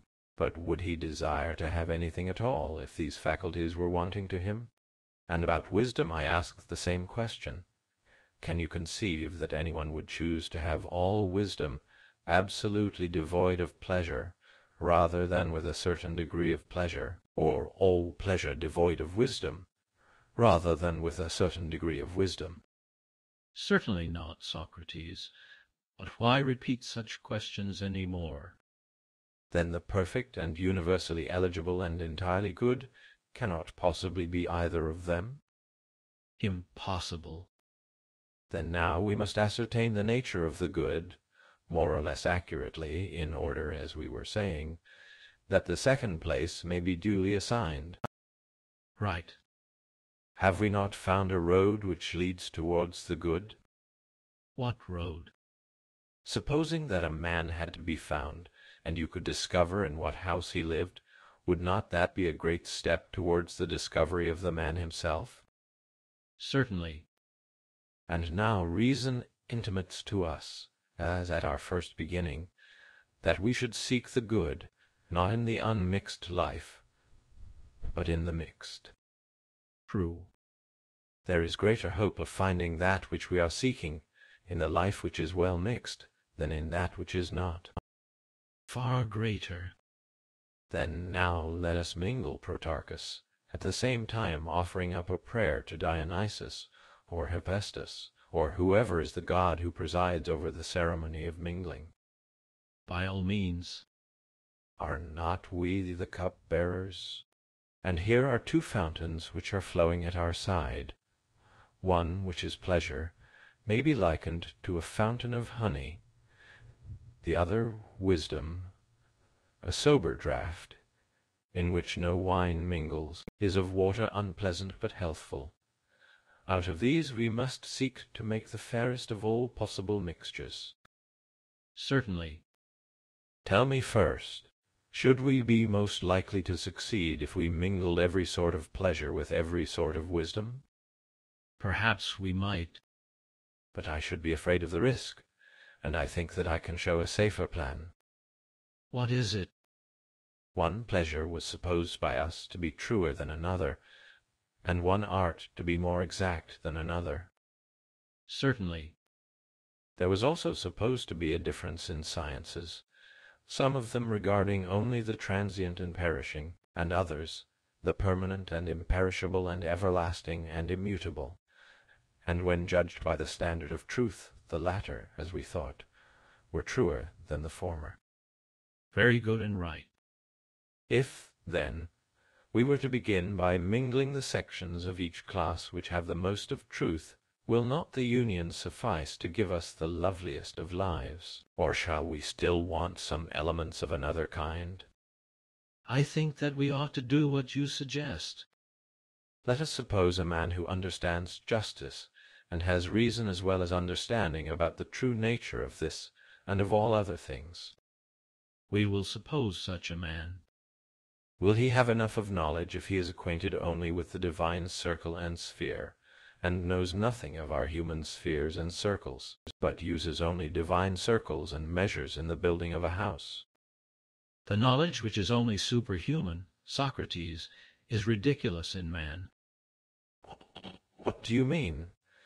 Do you mean that you are to throw into the cup and mingle the impure and uncertain art, which uses the false measure and the false circle?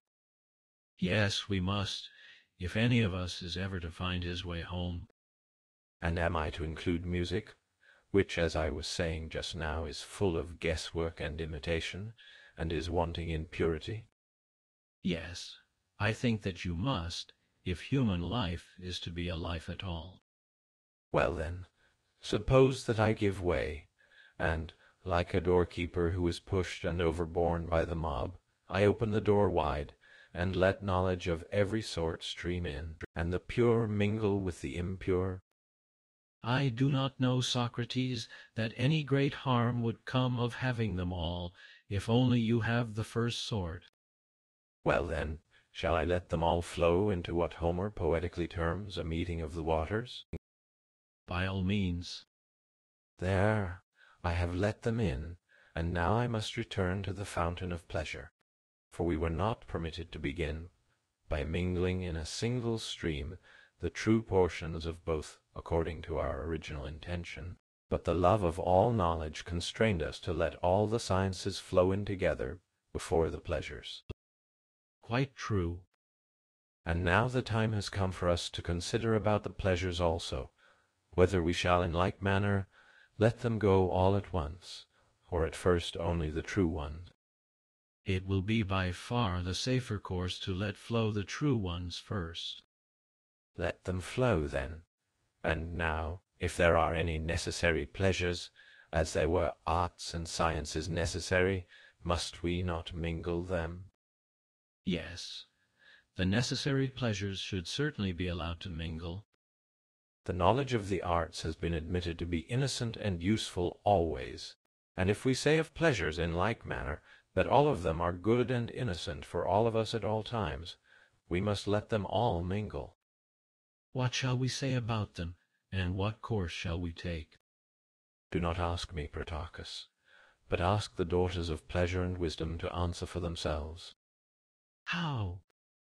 Tell us, O beloved, shall we call you pleasures, or by some other name?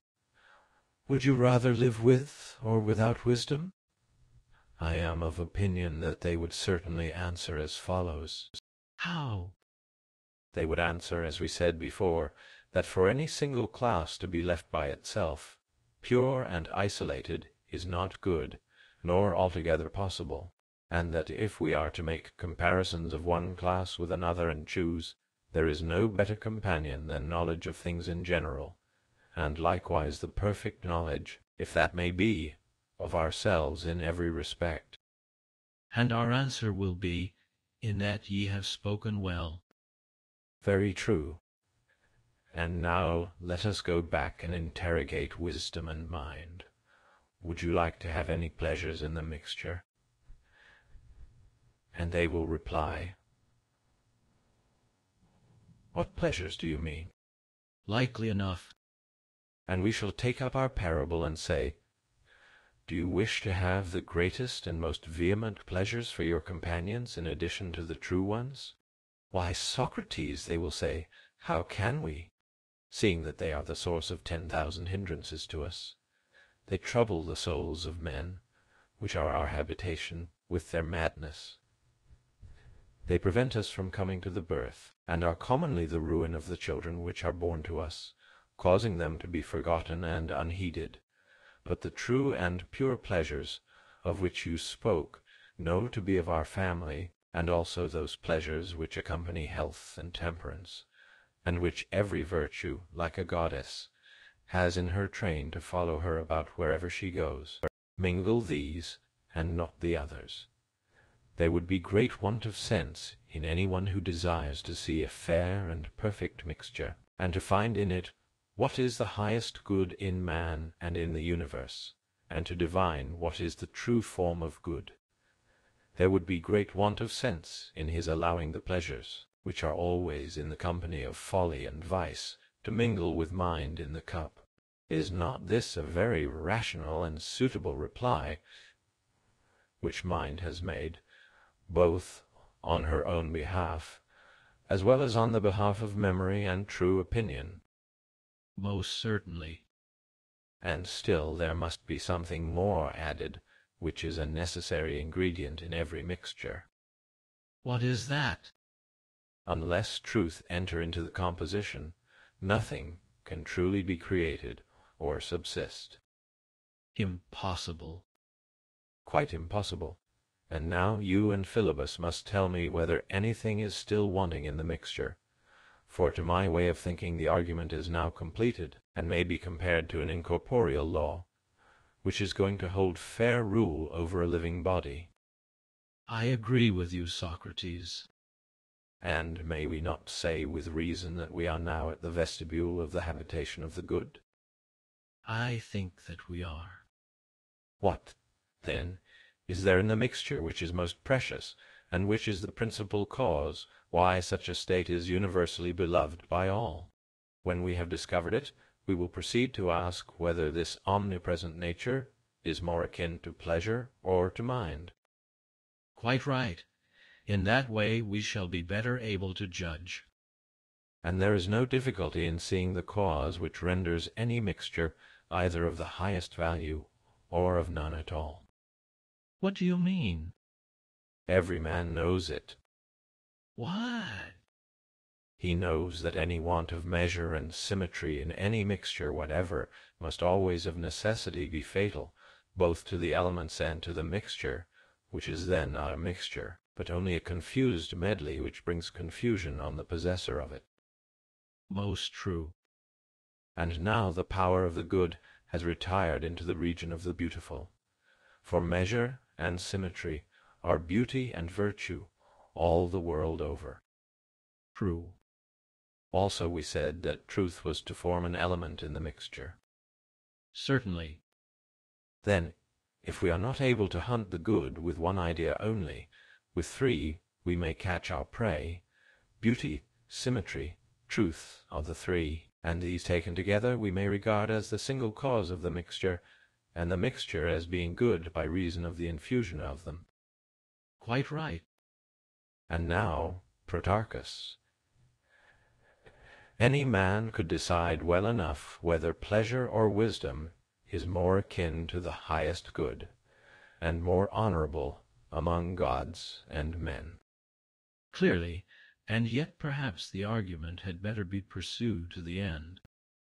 We must take each of them separately in their relation to pleasure and mind, and pronounce upon them, for we ought to see to which of the two they are severally most akin.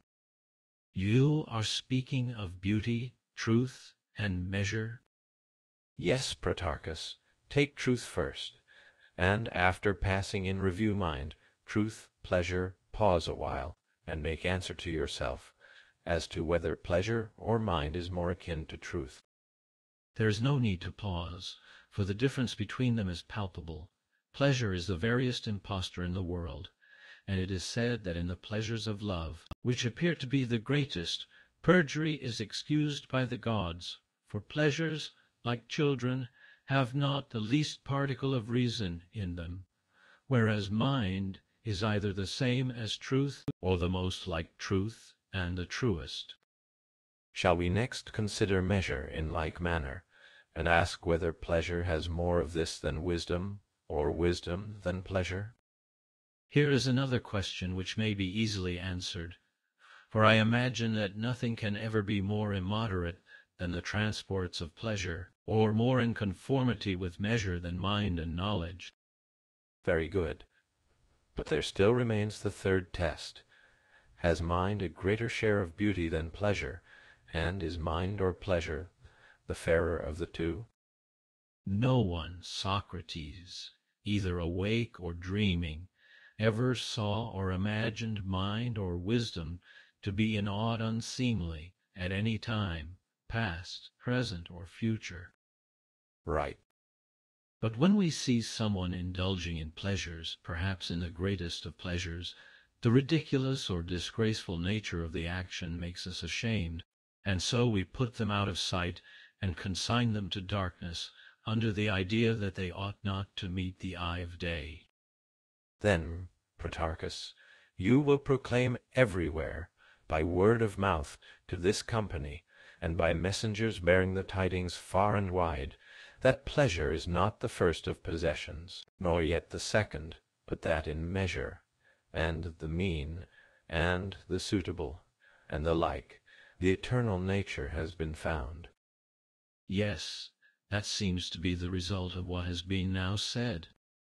In the second class is contained the symmetrical and beautiful and perfect or sufficient, and all which are of that family. True. And if you reckon in the third class mind and wisdom, you will not be far wrong, if I divine aright. I dare say. And would you not put in the fourth class the goods which we were affirming to appertain specially to the soul, sciences and arts and true opinions, as we called them? These come after the third class, and form the fourth, as they are certainly more akin to good than pleasure is. Surely. The fifth class are the pleasures which were defined by us as painless, being the pure pleasures of the soul herself, as we termed them, which accompany some the sciences and some the senses. Perhaps. And now, as Orpheus says, with the sixth generation cease the glory of my song. Here at the sixth award let us make an end. All that remains is to set the crown on our discourse. True. Then let us sum up and reassert what has been said, thus offering the third libation to the Saviour Zeus. How? Philebus affirmed that pleasure was always and absolutely the good. I understand. This third libation, Socrates, of which you spoke, meant a recapitulation. Yes, but listen to the sequel. Convinced of what I have just been saying, and feeling indignant at the doctrine, which is maintained not by Philebus only, but by thousands of others, I affirmed that mind was far better and far more excellent as an element of human life than pleasure. True. But suspecting that there were other things which were also better, I went on to say that if there was anything better than either, then I would claim the second place for mind over pleasure, and pleasure would lose the second place as well as the first. You did. Nothing could be more satisfactorily shown than the unsatisfactory nature of both of them. Very true. The claims both of pleasure and mind to be the absolute good have been entirely disproven in this argument, because they are both wanting in self-sufficiency and also in adequacy and perfection. Most true. But, though they must both resign in favor of another, mind is 10,000 times nearer and more akin to the nature of the conqueror than pleasure. Certainly. And, according to the judgment which has now been given, pleasure will rank fifth. True. But not first. No, not even if all the oxen and horses and animals in the world, by their pursuit of enjoyment, proclaim her to be so, although the many trusting in them, as diviners trust in birds, determine that pleasures make up the good of life, and deem the lusts of animals to be better witnesses than the inspirations of divine philosophy. And now, Socrates, we tell you that the truth of what you have been saying is approved by the judgment of all of us. And will you not set me free? There is a little which yet remains, and I will remind you of it, for I am sure that you will not be the first to go away from the argument.